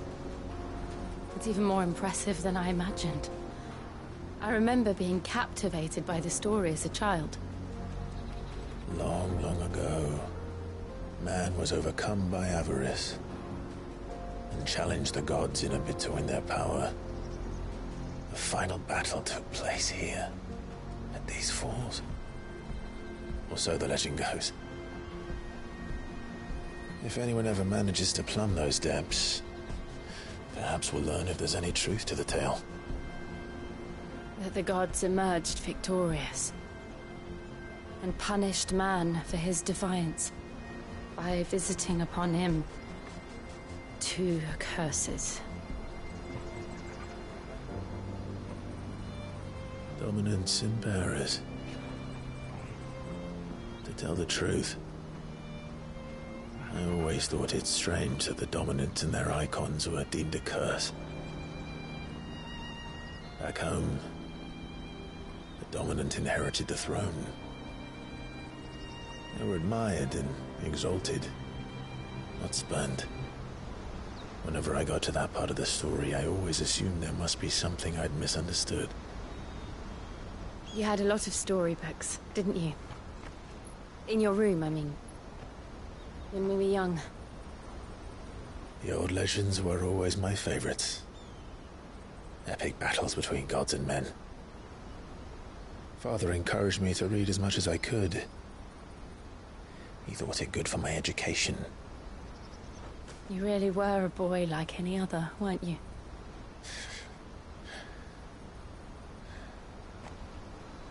Just look at this place. It's enough to make you believe the legends are true. I know.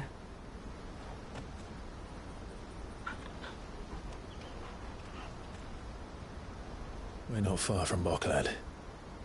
The road will be busier up ahead. And we'll have to keep our wits about us.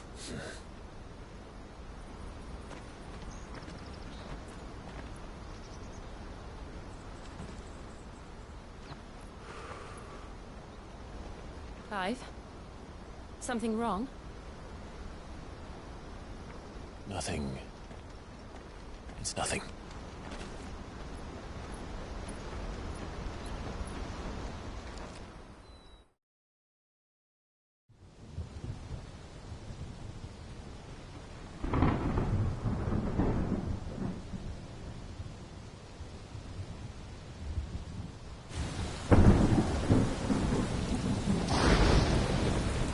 I see the reports are true, Father. You have surrendered the throne to Olivier. I have. Emperor Olivier shall rebuild the Holy Empire of Sanbreque.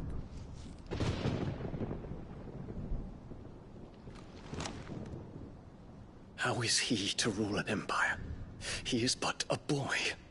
I shall advise him until he comes of age. Father, please. Or for as long as I am able. The empire we seek to build needs young blood to rule it, and I can think of none better suited to the task.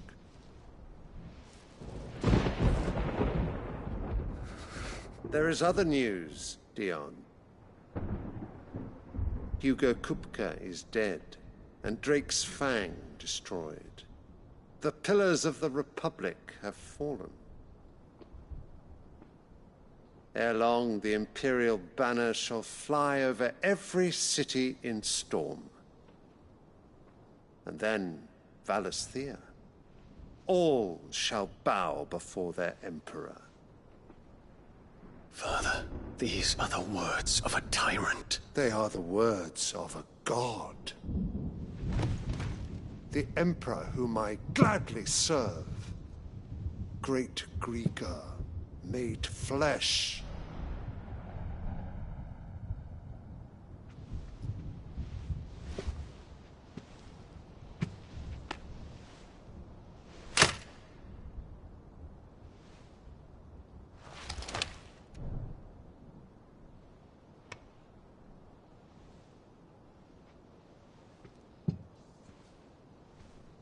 Return to your camp, Dion, and ready your forces.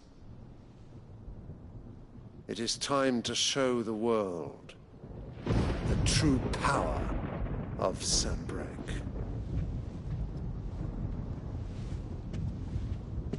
Father. I find you much changed. Is this truly the path you wish to tread? Or are these the ambitions of another? Of Ultima, perhaps? What nonsense is this? I speak my mind, and my mind only. Though I do owe Annabella thanks for reminding me of certain truths regarding the nature of nations, of rulers, and of the divine. You would trust the words of this traitress? She betrayed her country. She slew her husband. You have ever been an invaluable servant to Sanbreque, Prince Dion. I trust you will continue to serve your Emperor in the wars to come. The canker! Silence! Insolent wretch! You will bend the knee. All else is heresy. Sire, forgive me. This audience is over. Come, your Radiance. The Rowena Syndicate awaits your pleasure. Oh, not another meeting with silly old men. They're so boring. I'm hungry, Father. Can't we have luncheon instead?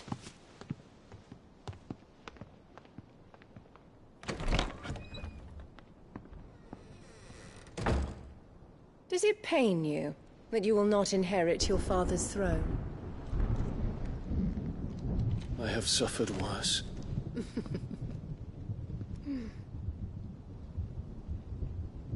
Count your blessings, Dion. For a base-born child to be chosen by Bahamut is miracle enough. You have risen high on his wings, but you shall rise no higher, lest your impure blood stain the throne. What do you know of my blood?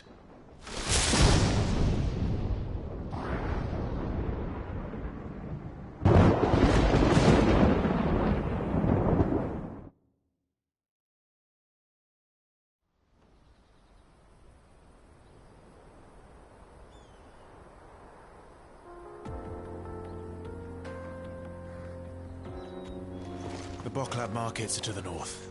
We just need to hug the coast.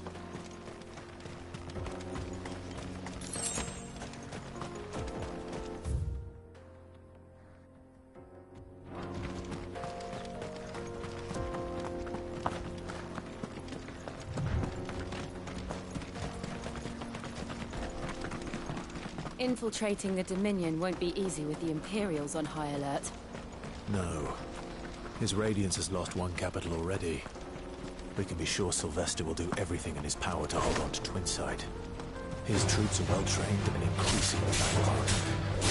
But it's not as if he can wait for the siege to end.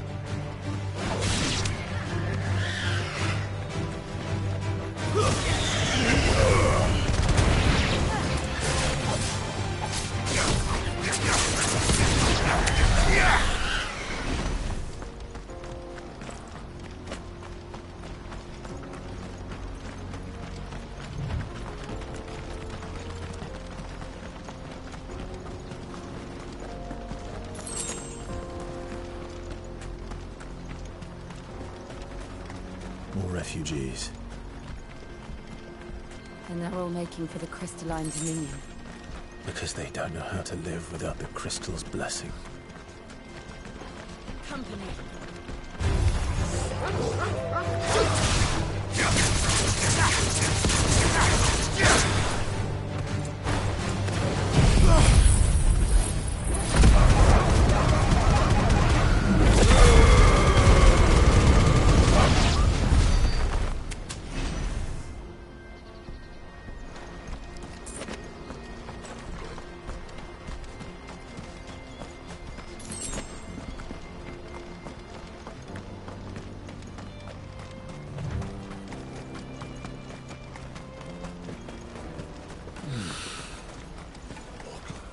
There are no crystals here.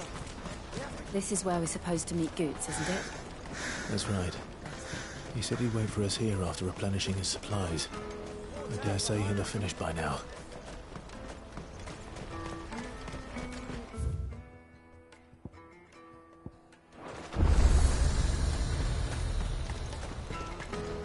Well met.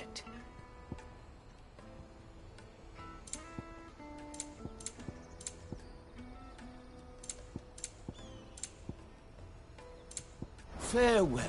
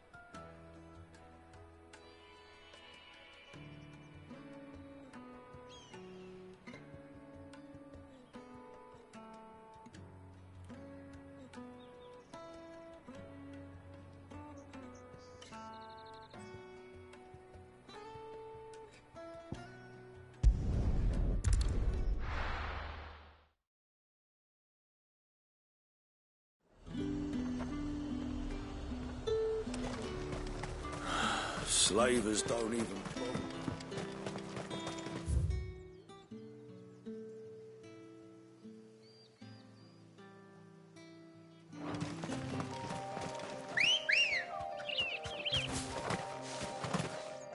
Good girl.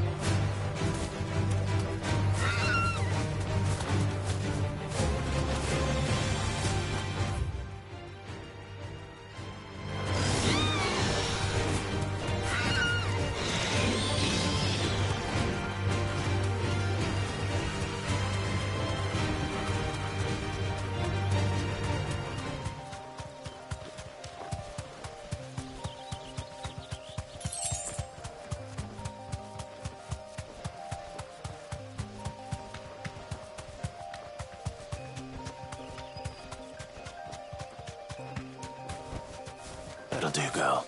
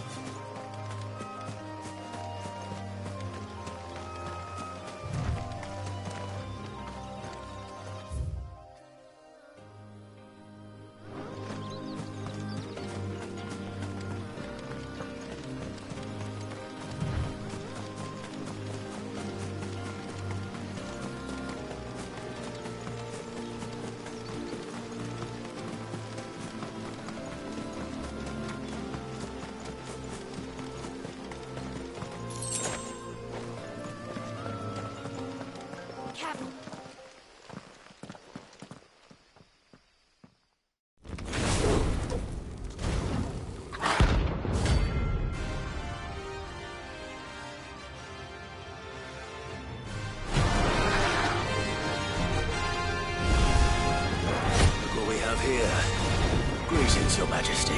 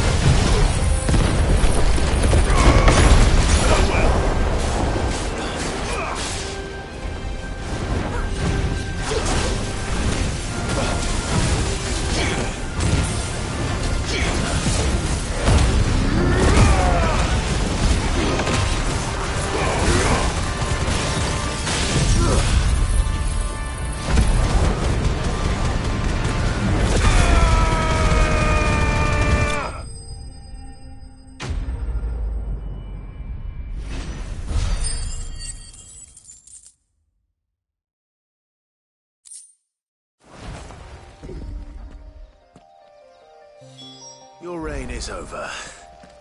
Now to collect the ash. This looks like the stuff. Let's see if there's any more.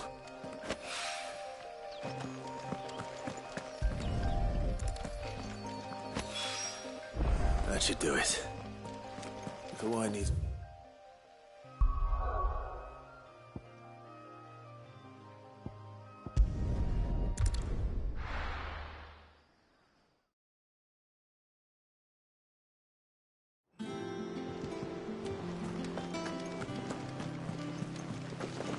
Is that the thing Tomes helped? Mid told me she was building a ship.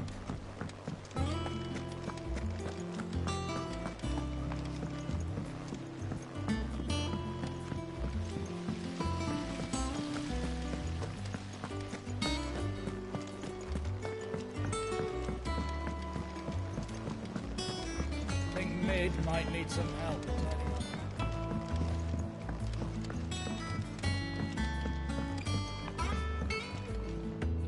All right there, Sid?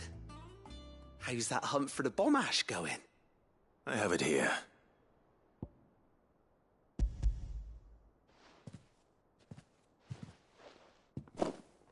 That's the stuff. And plenty of it, too. Enough to keep the Alembic bubbling away for a good old while. You're a gent, Sid. Let nothing say otherwise. Right then, let's get this contraption up and running.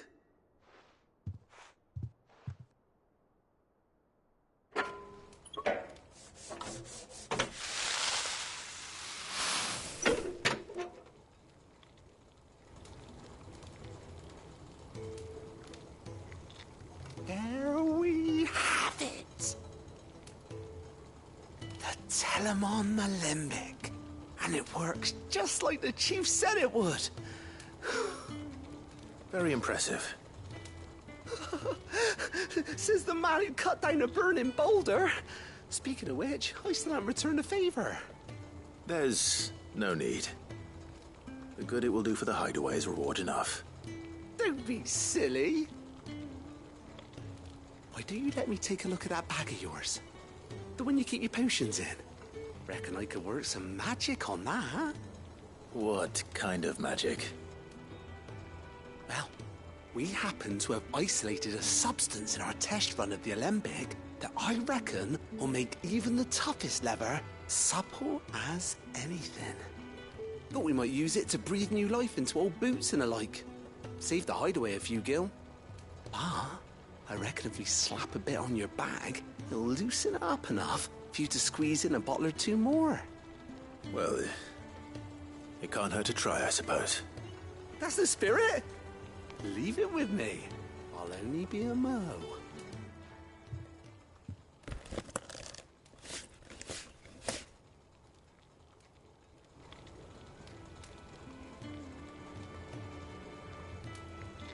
Well, what do you reckon? It certainly feels more flexible. Right? Told you. Thank you. I think. No. Thank you for supporting Mid and the rest of us in our endeavors. Without you, we'd never have been able to discover wonders like that stuff I rubbed on your bag. And I'm telling you, there's plenty more where that came from.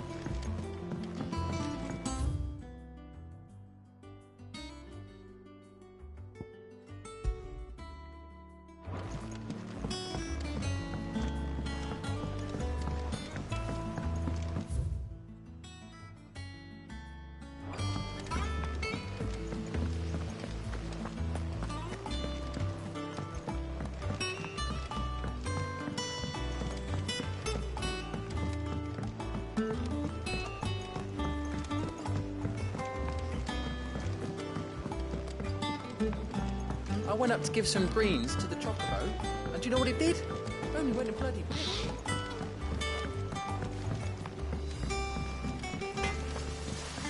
He cracked a crystal too? Joking.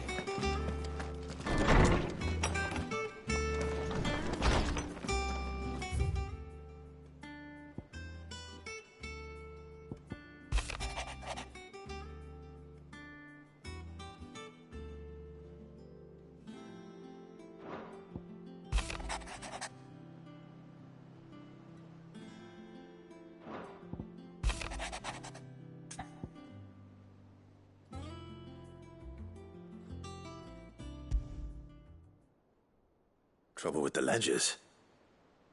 Shouldn't he be asking Otto for help?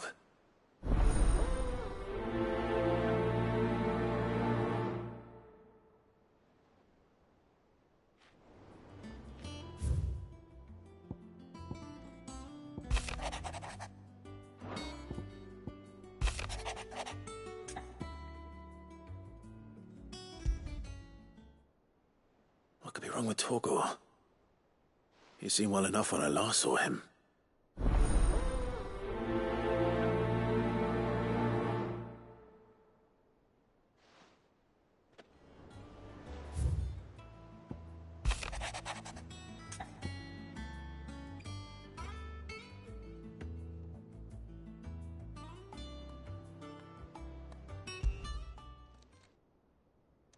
Hopefully it's nothing.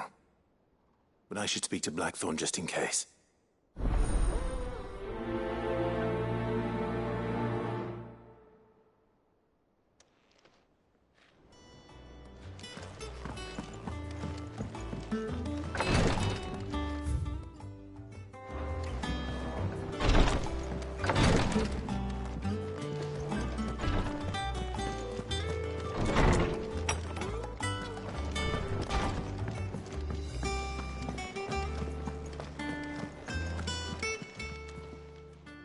I got your note.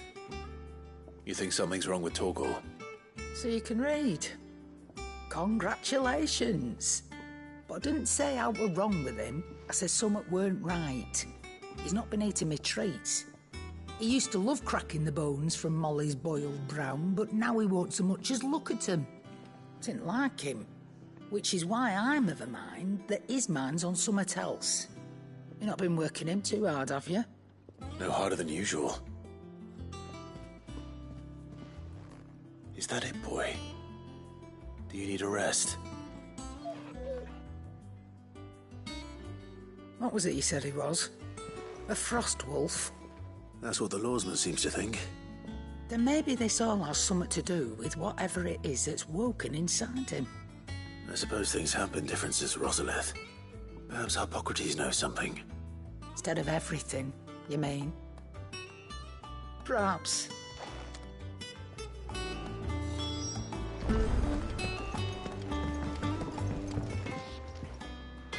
Blackthorn, do you have a moment?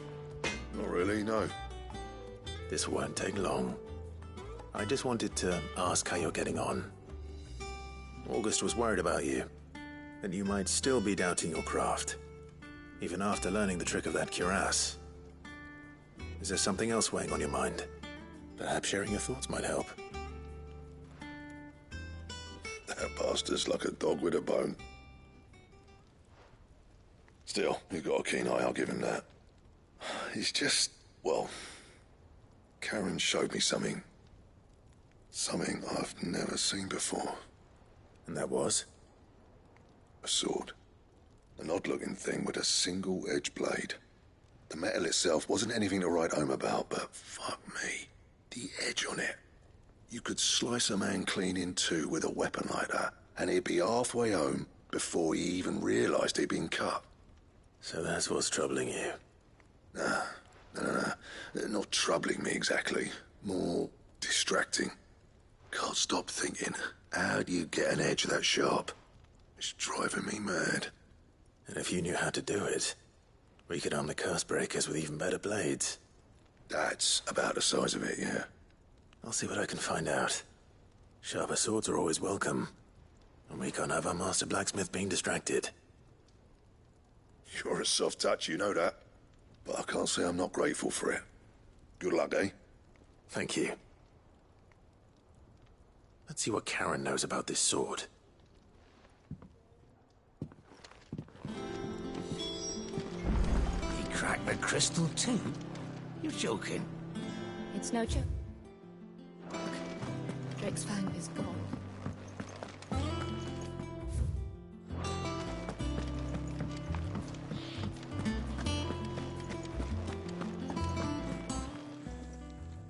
You're looking well, Karen.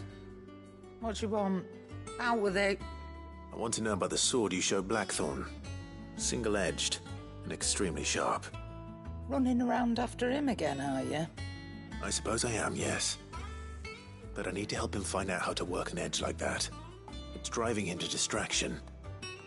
Little wonder, I suppose. There's not many like that make it as far as the twins, and those that do go straight into private collections. Which made it nice and easy finding a buyer. Can you tell me who bought it? Where is it now? You think I tell people who my clients are? Suppose you're not likely to go nicking him off me, are you now? Fine. If you stop mooning at me like that. Lord Ignac's the man you want. Delmechian bloke. Collects weapons and the like. And he's got more money than sense, which is why he's one of my favourite clients. Reckon he'll still be at the inn in Dalamil, where I left him. Thank you, Karen. Oh, and he's a touch eccentric, if you take my meaning. I appreciate the warning.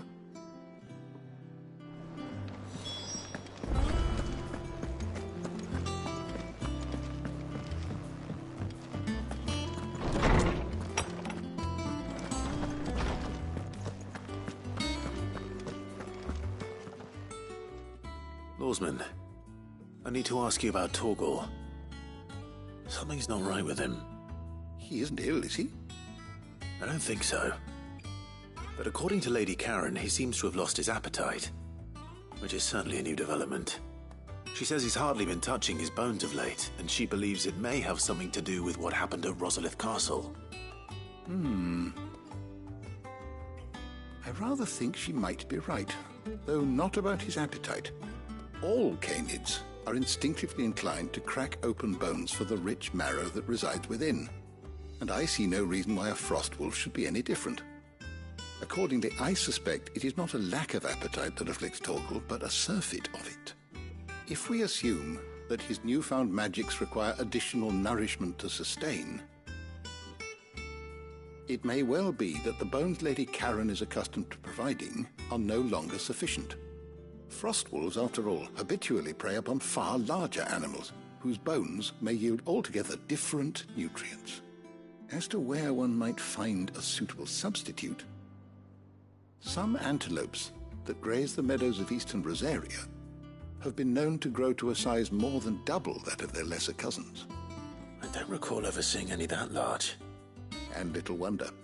The oldest and largest such creatures rarely leave the safety of the highlands for fear of predators. The last elder antelope sighting I recall hearing about took place near Cressida, and that was long before the village was abandoned. Even so, it seems like a good place to start. Good hunting, Clive.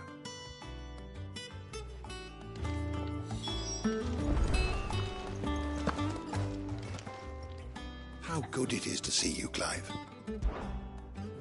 I don't believe you've read this particular chapter before.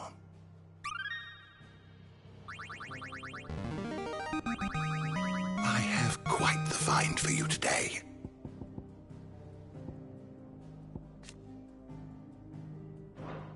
You wish to study the tomes?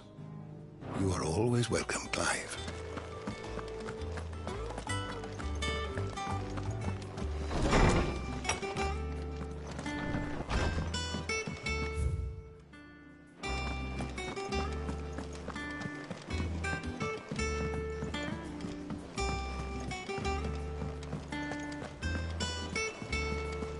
Is that the thing Tomes helped? Mid told me she was building a ship.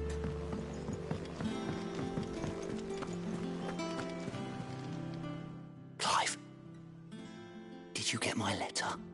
That's why I'm here. Shh. Otto might be listening. Is this better? A little. Listen. I've some bad news. It turns out the Hideaway may be slightly behind in its payment to certain lenders, and it may be my fault. But I swear to the goddess, I thought I had the numbers square. Sadly, that square turned out to be more of a circle. 0, you might say. I can straighten it out, I swear, but it's going to take some time, and I'm going to need help keeping it from Otto. Bit late for that, I'd say. There you are! What a surprise! So let me get this straight. You forget to pay our lenders what they're due, and instead of coming straight to me, you get Clive to come to you. And I hope he'll dig you out of the hole you've dug for yourself. Clive, the man in charge of the place you've been cheerfully trying to bankrupt. And you thought this was a cunning plan. Why? Well, who needs paying? Oh, just Martha. And the Dame. And, well, Lady Karen. But only 500 talents. We owe 3 of our most trusted friends 5 million gil. Each. 5 million each. They lent us the bulk of the money we used to rebuild the Hideaway, you see, and, well, I must have made some sort of oversight. Those ledgers were my responsibility, and it was my decision to entrust them to you. This is my fault. Do we have that much to hand? I can always ask my uncle. No, we don't. And no, you won't. We've lightened Lord Rosfield's purse enough. After the king's ransom we had off him, he deserves better than to see our begging bowl. Besides, we'll need to learn to stand on our own if we're going to make this work. All right. But that doesn't mean you have to shoulder the burden yourself. Is there anything I can do to help? There might be. How'd you fancy taking these to Martha and the Dame? Rocks. Rocks, he says. Worth 1,000 talents apiece, these are. A little something Sid and I set aside for when times got lean. And I reckon 15 million in overdue debt probably qualifies. I just hope our associates' eyes are a bit more discerning than yours. I'm sure there will be. Should be me making the rounds, really. But you know how it is with this place. Orders to bark, arses to wipe, and all that. I know. Which is why I don't mind going in your place. Go. Do you know why I only gave Master Clive here 2 star rubies? Because you'd rather Lady Karen killed me. Because I'd rather Lady Karen killed you. Yes. Well, I suppose this is goodbye then. Don't worry. I'm sure Karen will understand. Really? Do you think so? No, I don't.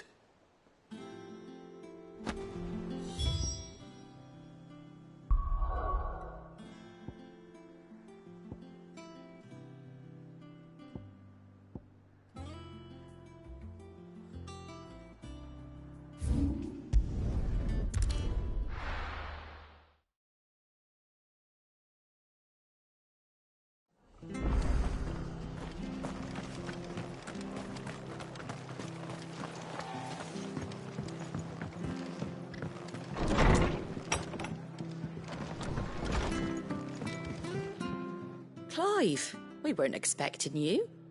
I wasn't expecting to be here, but it seems we still owe you a considerable amount of coin for your help with our rebuilding efforts. And though I doubt it's what you were expecting, we were hoping you'd take this as payment.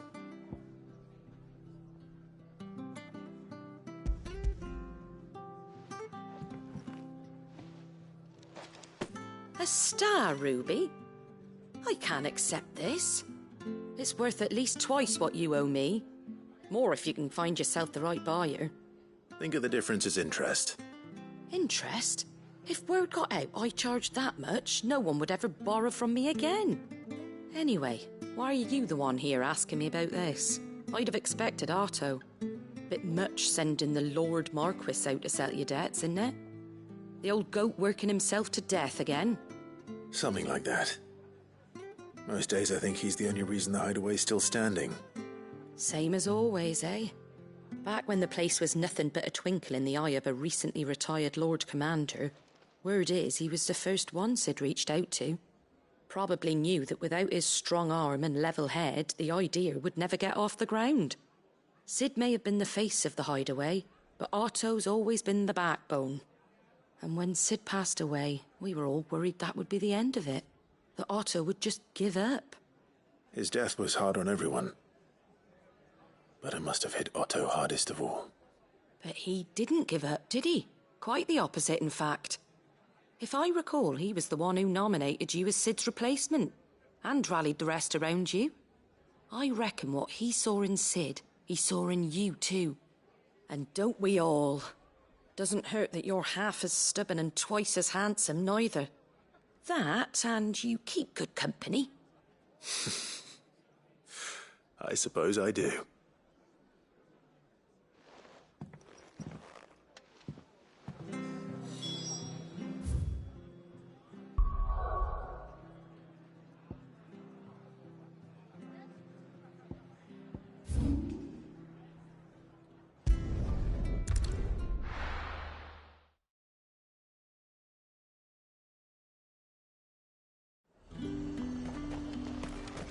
There's talk at the glass.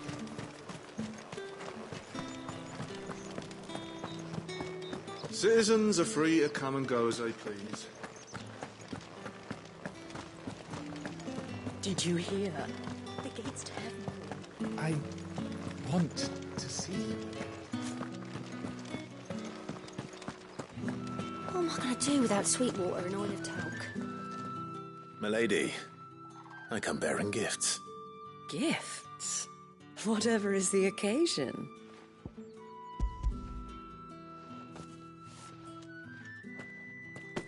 Oh my. Clive, you really have outdone yourself. Otto asked me to give it to you. To settle the hideaway's debt with the Veil. And to compensate you for the time it took us to do so. You disappoint me, Clive. I thought you might finally be warming to me. Tell Otto he can keep his baubles. I tried to tell him as much the first time around. The man owes me nothing, nor does the hideaway. My contribution to the restoration effort was made freely and willingly. It was the least I could do. You once told me Sid did you a kindness. I'd like to do the same. Please, accept it. For my sake. And for Otto's. For all of us. For all you've done. It is rather fetching, isn't it? Very well. Otto is lucky to have you, Clive. I doubt anything could ever replace his son. But you and the others at the hideaway are the closest thing he has to family. Otto had a son. Long ago, yes. Sid told me Otto lost him when he was just a boy, and blamed himself for not being able to stop it. I don't know how it happened, whether there was anything he could have done, but it was clear that it weighed heavily on him. I didn't know. How could you have? I doubt anyone did. Besides Sid, I've never met a man more keen to bear his sorrows in stoic silence. An ill habit, given that both have always been surrounded by friends desperate to help them. I'm beginning to see that.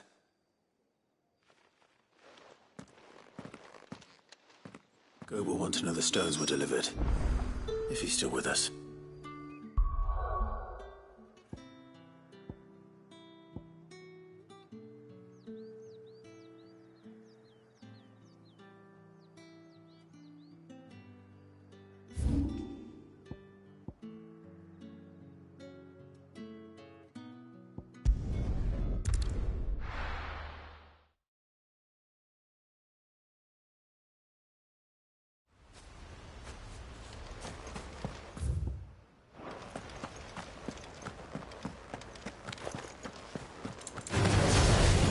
Damn bandits. You'll regret coming here.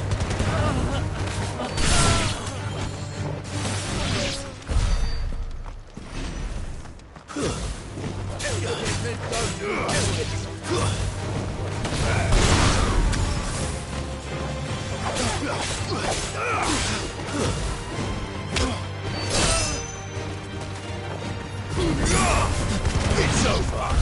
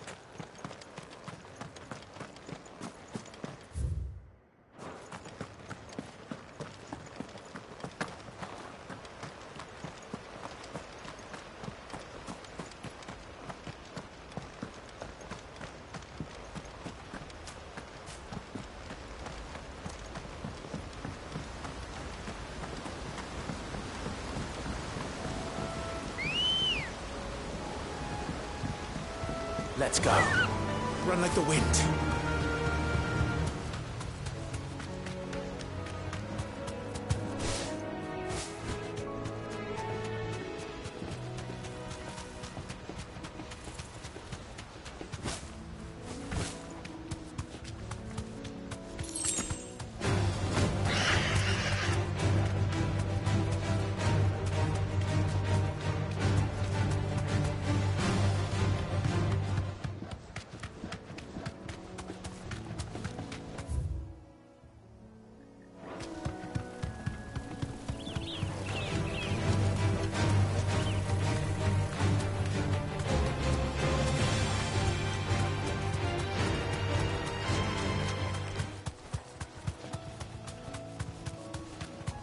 Well, it's certainly quiet.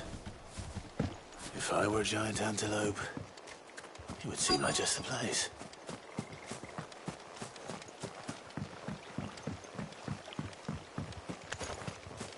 I doubt we'll find one bigger than that. You hungry, Torgal? Attack!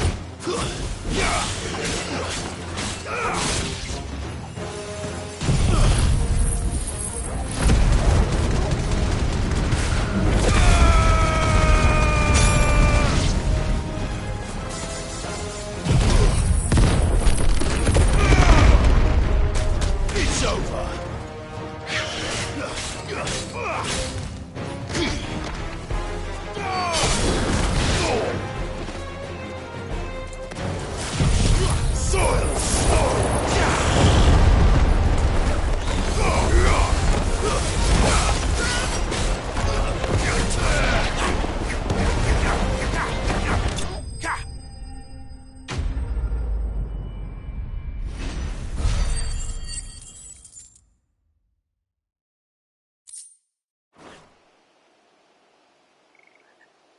Now,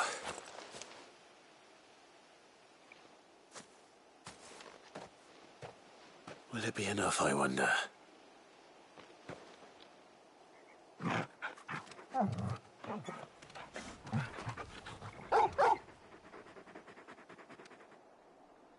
I say that answers my question. Which means we owe the lawsman our thanks. You're just a big puppy, aren't you? A very big puppy.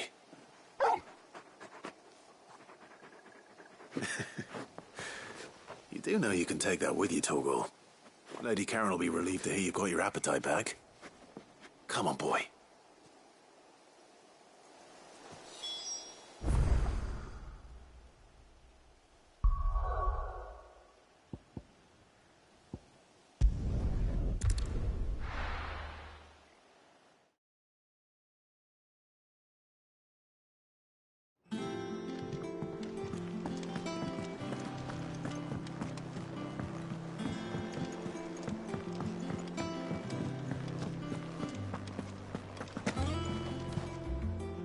I noticed you and Torgal had gone off somewhere. Take him for a walk, did you? You could say that.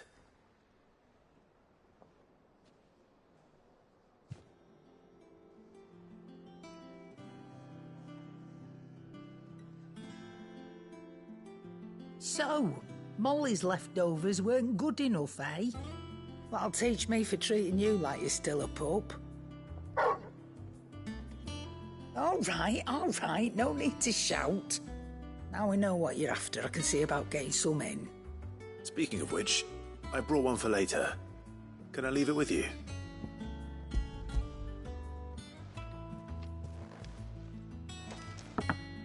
You can, aye. I'm nice like that.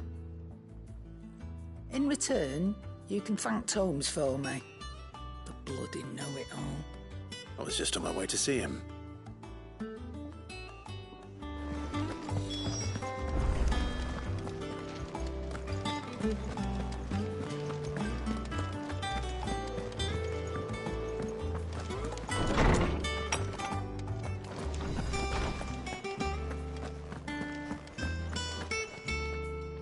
Ah, Clive.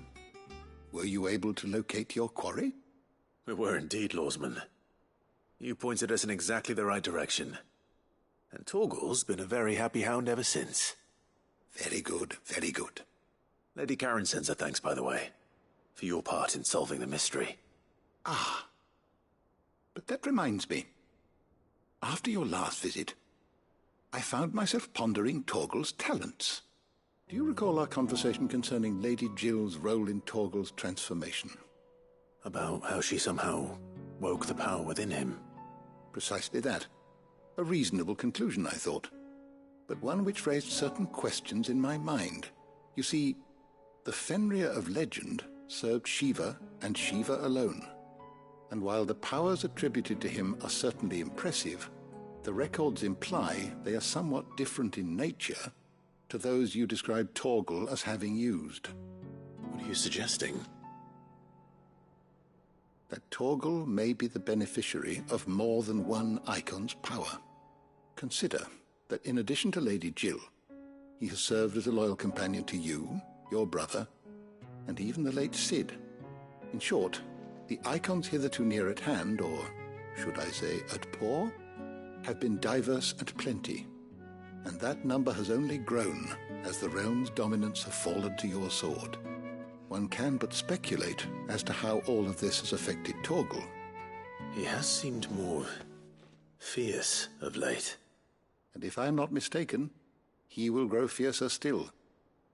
We are fortunate indeed to be able to count him amongst our allies and not our adversaries. Oh, he's more than an ally. He's a friend.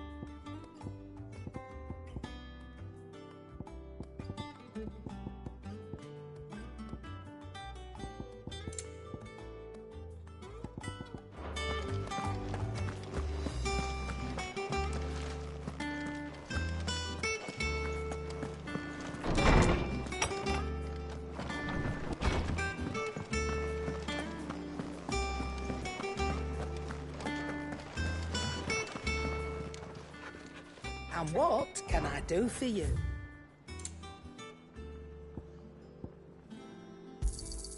You'll not find a better price than that. It'd better all be here. You'll not find a better price than that.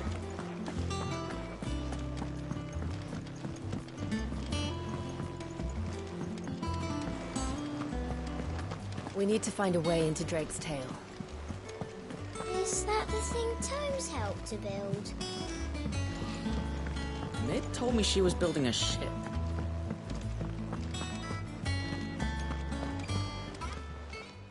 How may I help you today, Clive?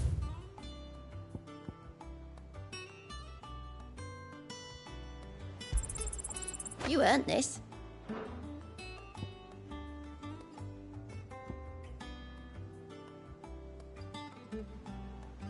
All done? Good. Still alive, I see. So Lady Karen accepted the ruby. Ah, about that. I tried my best, but she was just too stubborn to take it.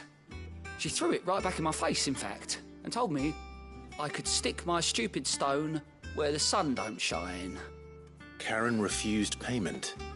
I hope it wasn't something I said. Let me see what I can do. Oh, wonderful. I hope you have better luck than I did.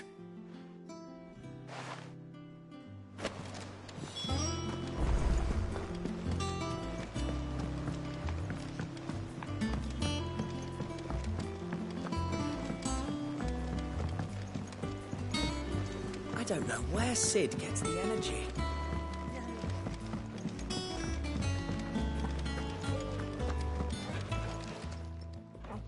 Lady Karen, Goad tells me you weren't happy with our offer. Would you prefer the debt was repaid in coin? What debt? I don't recall lending any of you lot me hard-earned gil. I may have tossed a talent or two in the Hideaway's coffers, but those were donations, and you can hardly call it charity if you go asking for it back. Of course not. But one good turn deserves another. And our circumstances have changed. Surely you wouldn't shun the gratitude of a pauper who happened to have become a prince. Oh, so you're a prince now, are you? Fine. But I'm selling it and taking what I'm owed, then you're getting the rest whether you like it or not.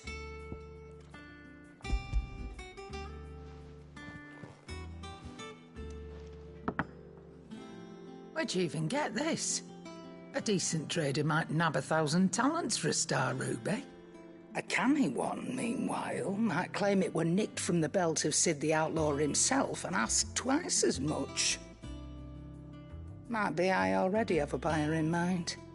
Might be you even know her. A fine continental maid whose beauty's only eclipsed by a guile in commerce. You wouldn't mind, would you? Not at all. Just be sure to tell her that it's always a pleasure doing business.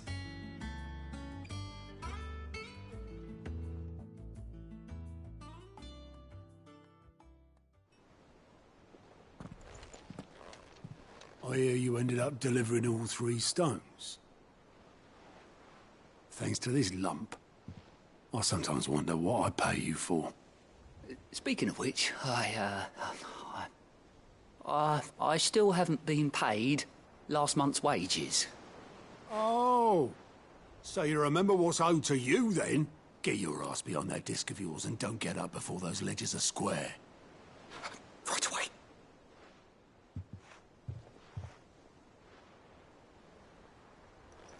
I've seen that before. Yeah. Plenty of times. It was the only goblet Sid ever used. Either out of habit, or because the filthy soul couldn't be bothered to find a clean one. I knew so little about him. Like most people. Martha and the Dame both seem to have fond memories of him. I bet they do. How long did you know Sid before he... Before he died. 20 summers, give or take. Back in the day, I was a purser on a trade ship, which is where I met him. He bought passage to Oh, forget where. And having nothing better to do on the long nights, we set up drinking island rum till the morning bell dragged me back to my duties. Quit my post not long after that, on account of making a fine maiden's belly fat. But me and Sid stayed close, promising we'd one day sail the seas again. That was before fate stepped in and said she was having none of it. The magic woke inside my son soon after his first name day, and there was no hiding his knack. Couldn't you and your family have? My family were the ones who summoned the constable, wanted the monster taken away. I couldn't turn my back on him, forget what I felt, and I couldn't for the life of me understand how they could. Luckily, Sid was of the same mind as me. It was him who stood beside me when all I wanted was to tear the whole world down. Him who cried for me when I had no tears left of my own. Him who swore he'd do everything he could to stop it from happening again.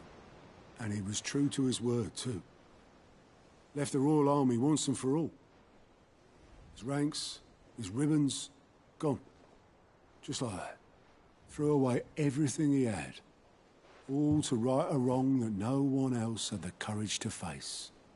I knew then I'd follow that man to the ends of the earth.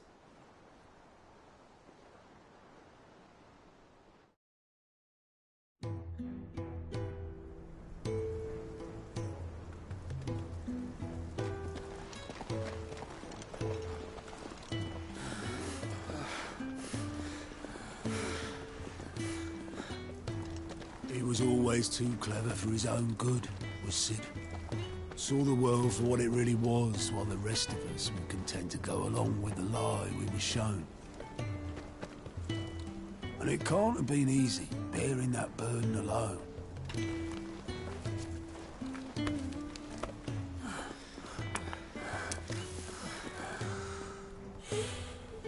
But he didn't let it stop him. He never lost faith in what he believed was right.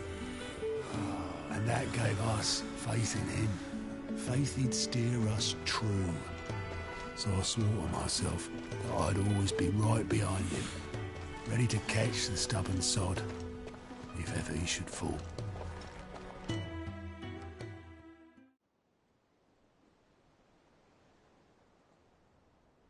But I couldn't even do that.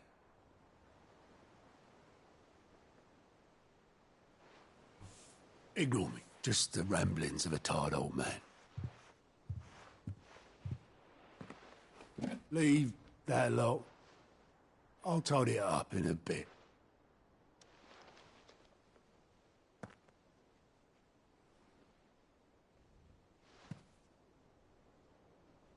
This is Sid's handwriting.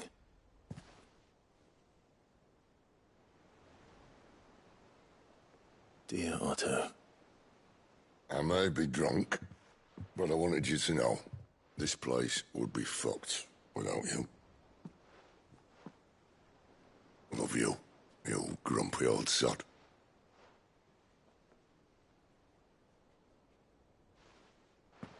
This note. Hmm?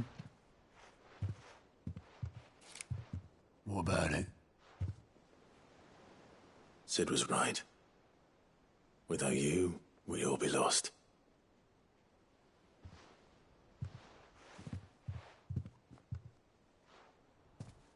He should have bloody well said so then. Just once. Before he went. But then, why would he? Him, or anyone? I'd only have told him to piss off.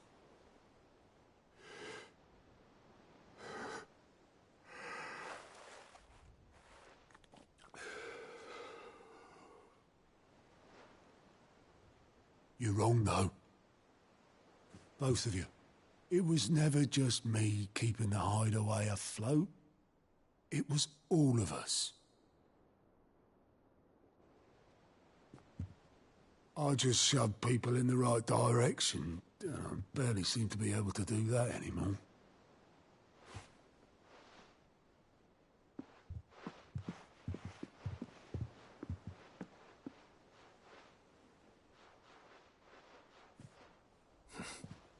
Would you rather go at the helm?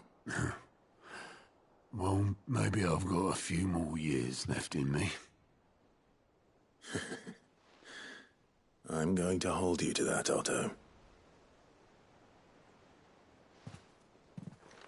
Before you go,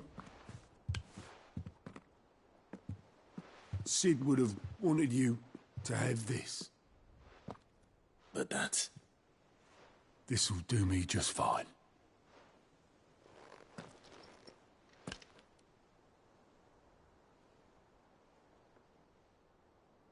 Thanks for the ray of sunshine.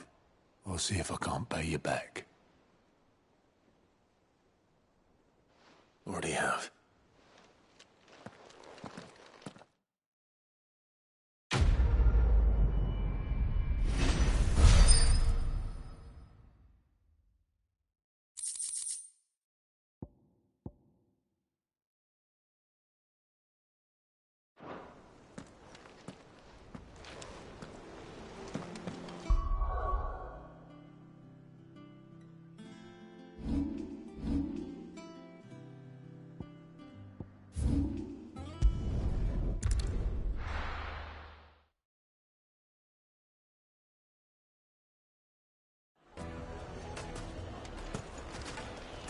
People take notice of wealthy men. Shouldn't be too hard to track down Karen's collector. Drake's Fang is gone. The whole Mother Crystal gone. What are we gonna do?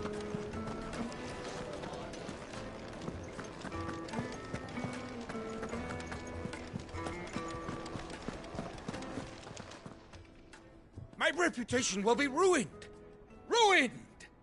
Calm yourself, Lord Ignac, I beg of you, before you do yourself a mischief. Pardon the intrusion, but... Out! Get out! I paid for these rooms so I wouldn't be disturbed. Leave me be!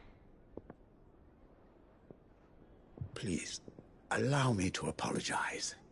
His lordship is going through a difficult time, and he's never been fond of guests arriving unannounced. Radim! Get rid of the filthy oaf this instant! Very good, Lord Ignac. Would you mind stepping outside for a moment?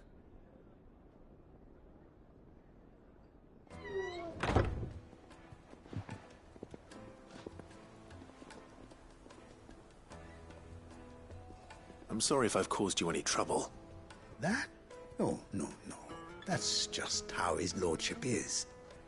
Though the morning's events have left him somewhat fractious. He has been dispossessed of his luggage, you see. The thieves also made away with a considerable amount of coin. Coin the innkeeper will soon be keen to collect. I don't suppose a certain blade was among the stolen items. A single-edged sword. It was purchased from a merchant friend of mine. Ah, you know Lady Karen. Yes, I'm afraid it was. Then I'll retrieve Lord Ignac's luggage. But I have one condition. You have but to state it. You are welcome to anything that is within my power to grant. I want an audience with Lord Ignac. A few minutes should be enough. Then I'll be on my way. A condition I would be a fool to refuse. Of course, you shall have your audience. I don't suppose you saw where the thieves went? I did not, no. Though some discreet inquiries made on his lordship's behalf mean that I know where you might find them. The bandit's bed. Every ill-gotten coin in Dalamil is said to pass through that disreputable corner of the Valcroy. And that's where I'm heading. I shall speak to Lord Ignac in your absence, and arrange for an audience upon your triumphant return. That will be very kind of you. Farewell, and best of luck.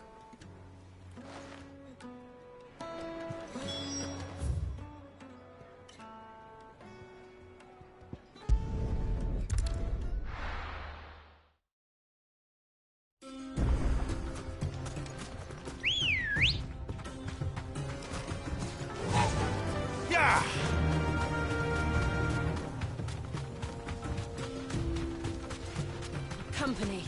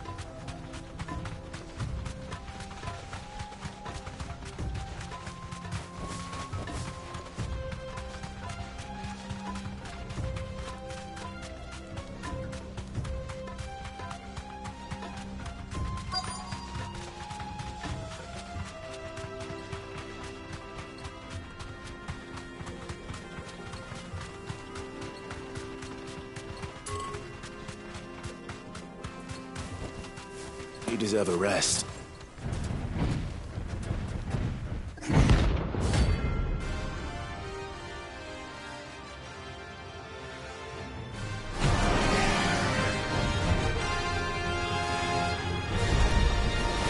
Well, Clive.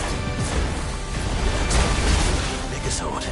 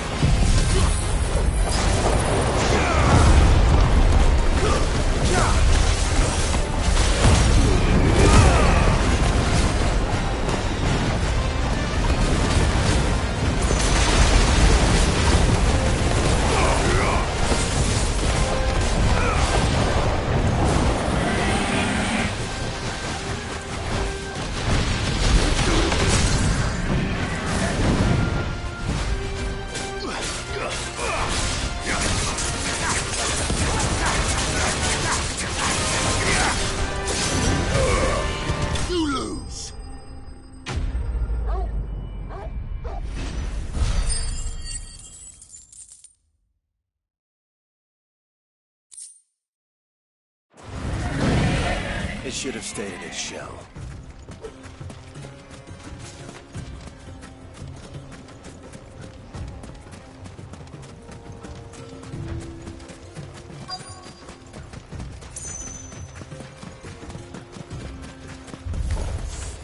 We've got company! Come on, lads, let's tear the bastard's head off! Too slow.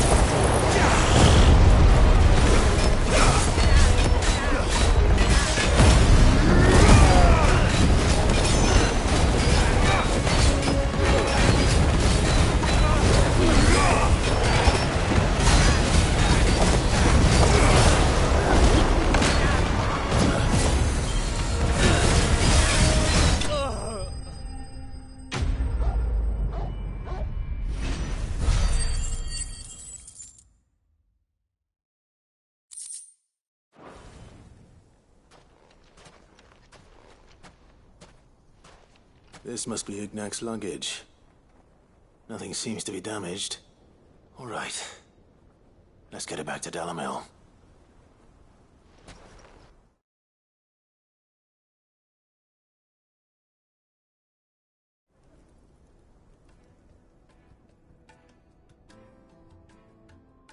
I hear I have you to thank for the return of my effects. What shall I call you, my good man?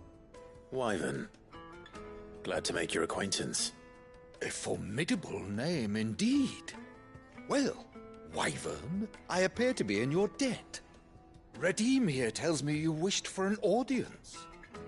Is that all? A few moments of your time should suffice, yes. You're a peculiar fellow, Wyvern. All right, speak. Master Wyvern was wondering if you could tell him about a certain single-edged sword you recently acquired. Oh, a true work of art, that one. Karen drove me hard on the price, but I would have sold her Radim here to get my hands on that sword. It was made in the Outer Isles, far beyond the Twins, and is used exclusively by the practitioners of a unique school of swordsmanship. They believe no combat should ever exceed a single strike, and hone their blades to such perfection that none ever does. Each sword is made for that one perfect stroke, and for that stroke only. They crack upon a second blow. There's a brutal sort of beauty to it, really. But how do they hone such an edge? Fine question. Why, they use a whetstone, of course. Whetstones, rather. A whole array of them, ranging from the coarse to the fine. 10,000 licks with the sharpening stone, then 10,000 more. But it is the final stone which lends the blade its legendary sharpness. A mineral quite foreign to this great realm of ours. And that is the key. The secret ingredient. Wyvern, it occurs to me that my little lecture is hardly equal to services rendered. Take this, together with my regards. The very stone of which I spoke, far rarer among collectors than even the blade itself, and a far more fitting payment. Thank you. Pardon the intrusion, my lordship. However, it is long past time we prepared ourselves to depart. So it is. I am locked in bitter competition with a rival collector of curiosities. I am one step ahead of the unscrupulous scoundrel, but he is hard at my heels. And there are many other collectors out there. Too many to count, but only one do I consider my nemesis. Lord Byron Rosfield, and is a perennial thorn in my side. I can imagine. Farewell, Wyvern. May our paths cross again. Radim, we mustn't dawdle.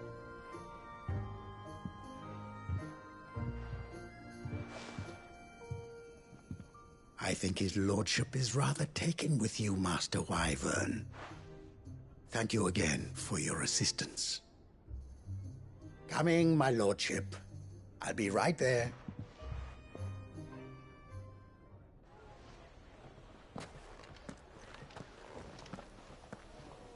Trust Uncle Byron to find such an interesting rival. Now, let's see what Blackthorn makes of this whetstone, shall we?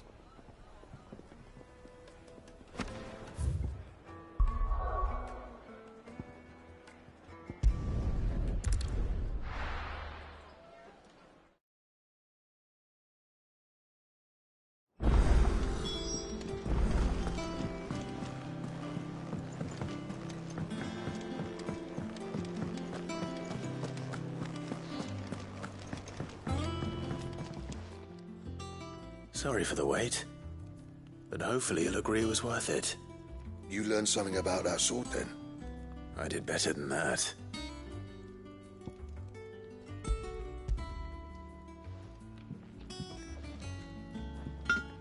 A whetstone? Yes, but not one you'll find anywhere in Valisthea.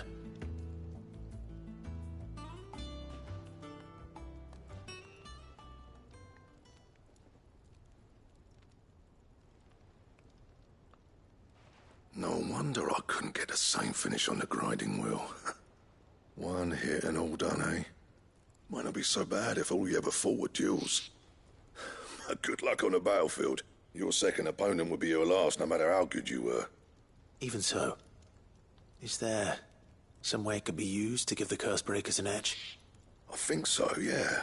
With this whetstone and the right kind of steel, I could probably even make a twin of the blade to rattle me. But there'd be no replacing this little rock once I worn it down to a sliver. I reckon we get a dozen swords from it, if that. Swords that the Cursebreakers wouldn't know how to wield properly, and that would see them through a single fire piece.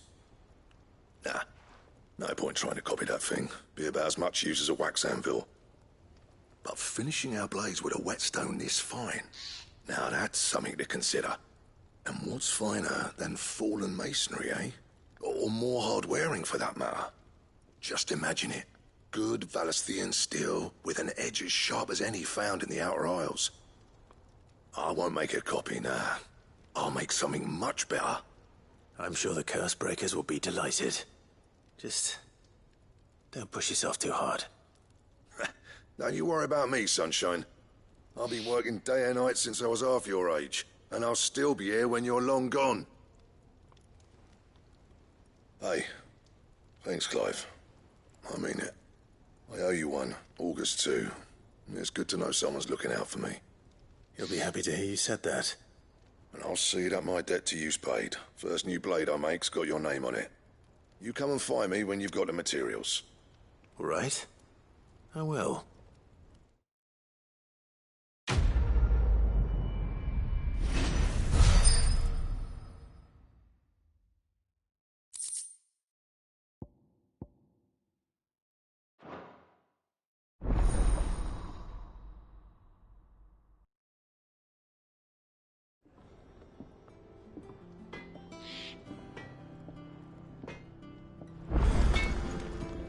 Clive? What do you want?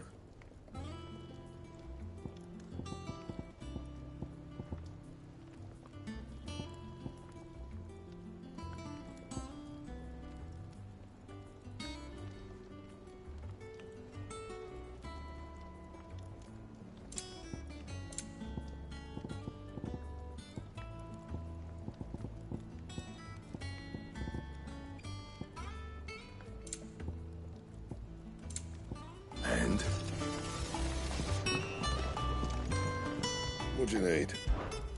Not saying fortune, do you?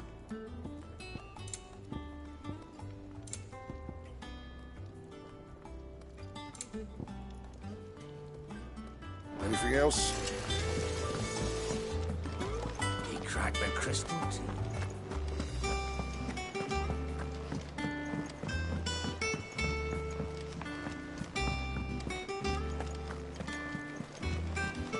Is that the thing Tomes helped to build? Mid told me she was building a ship.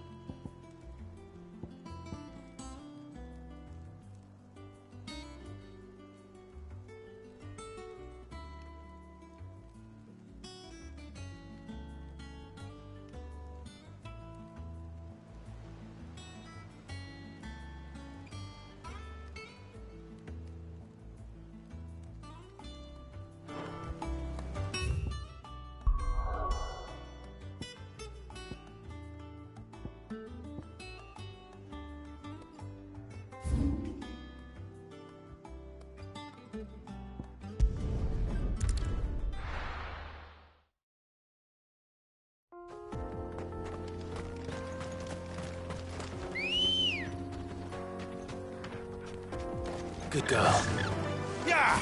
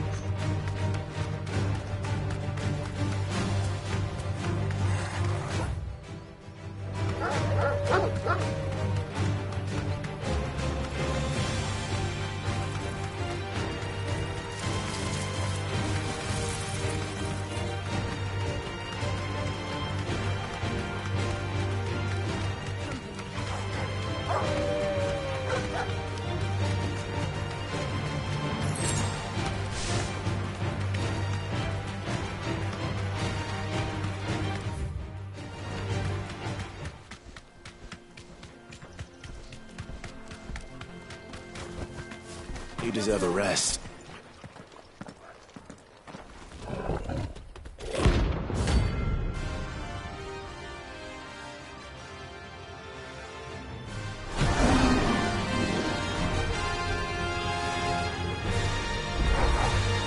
Playtime for the pack, is it?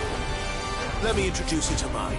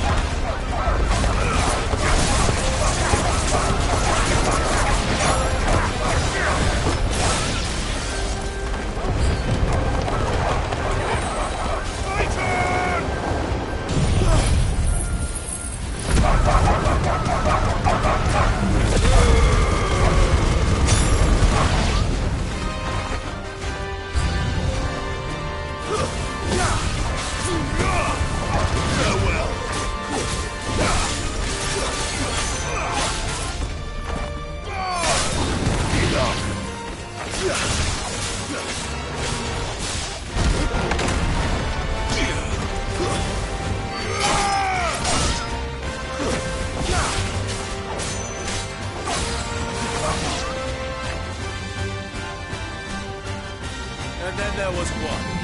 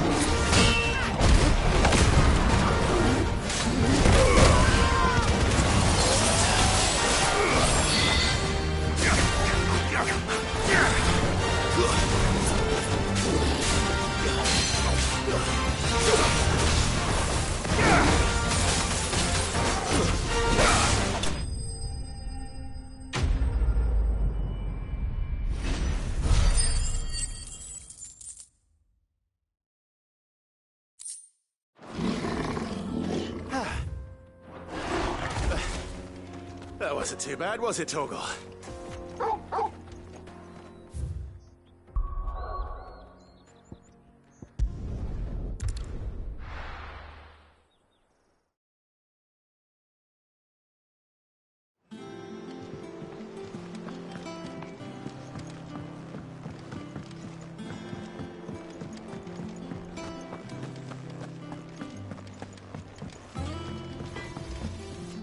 Back, are ya?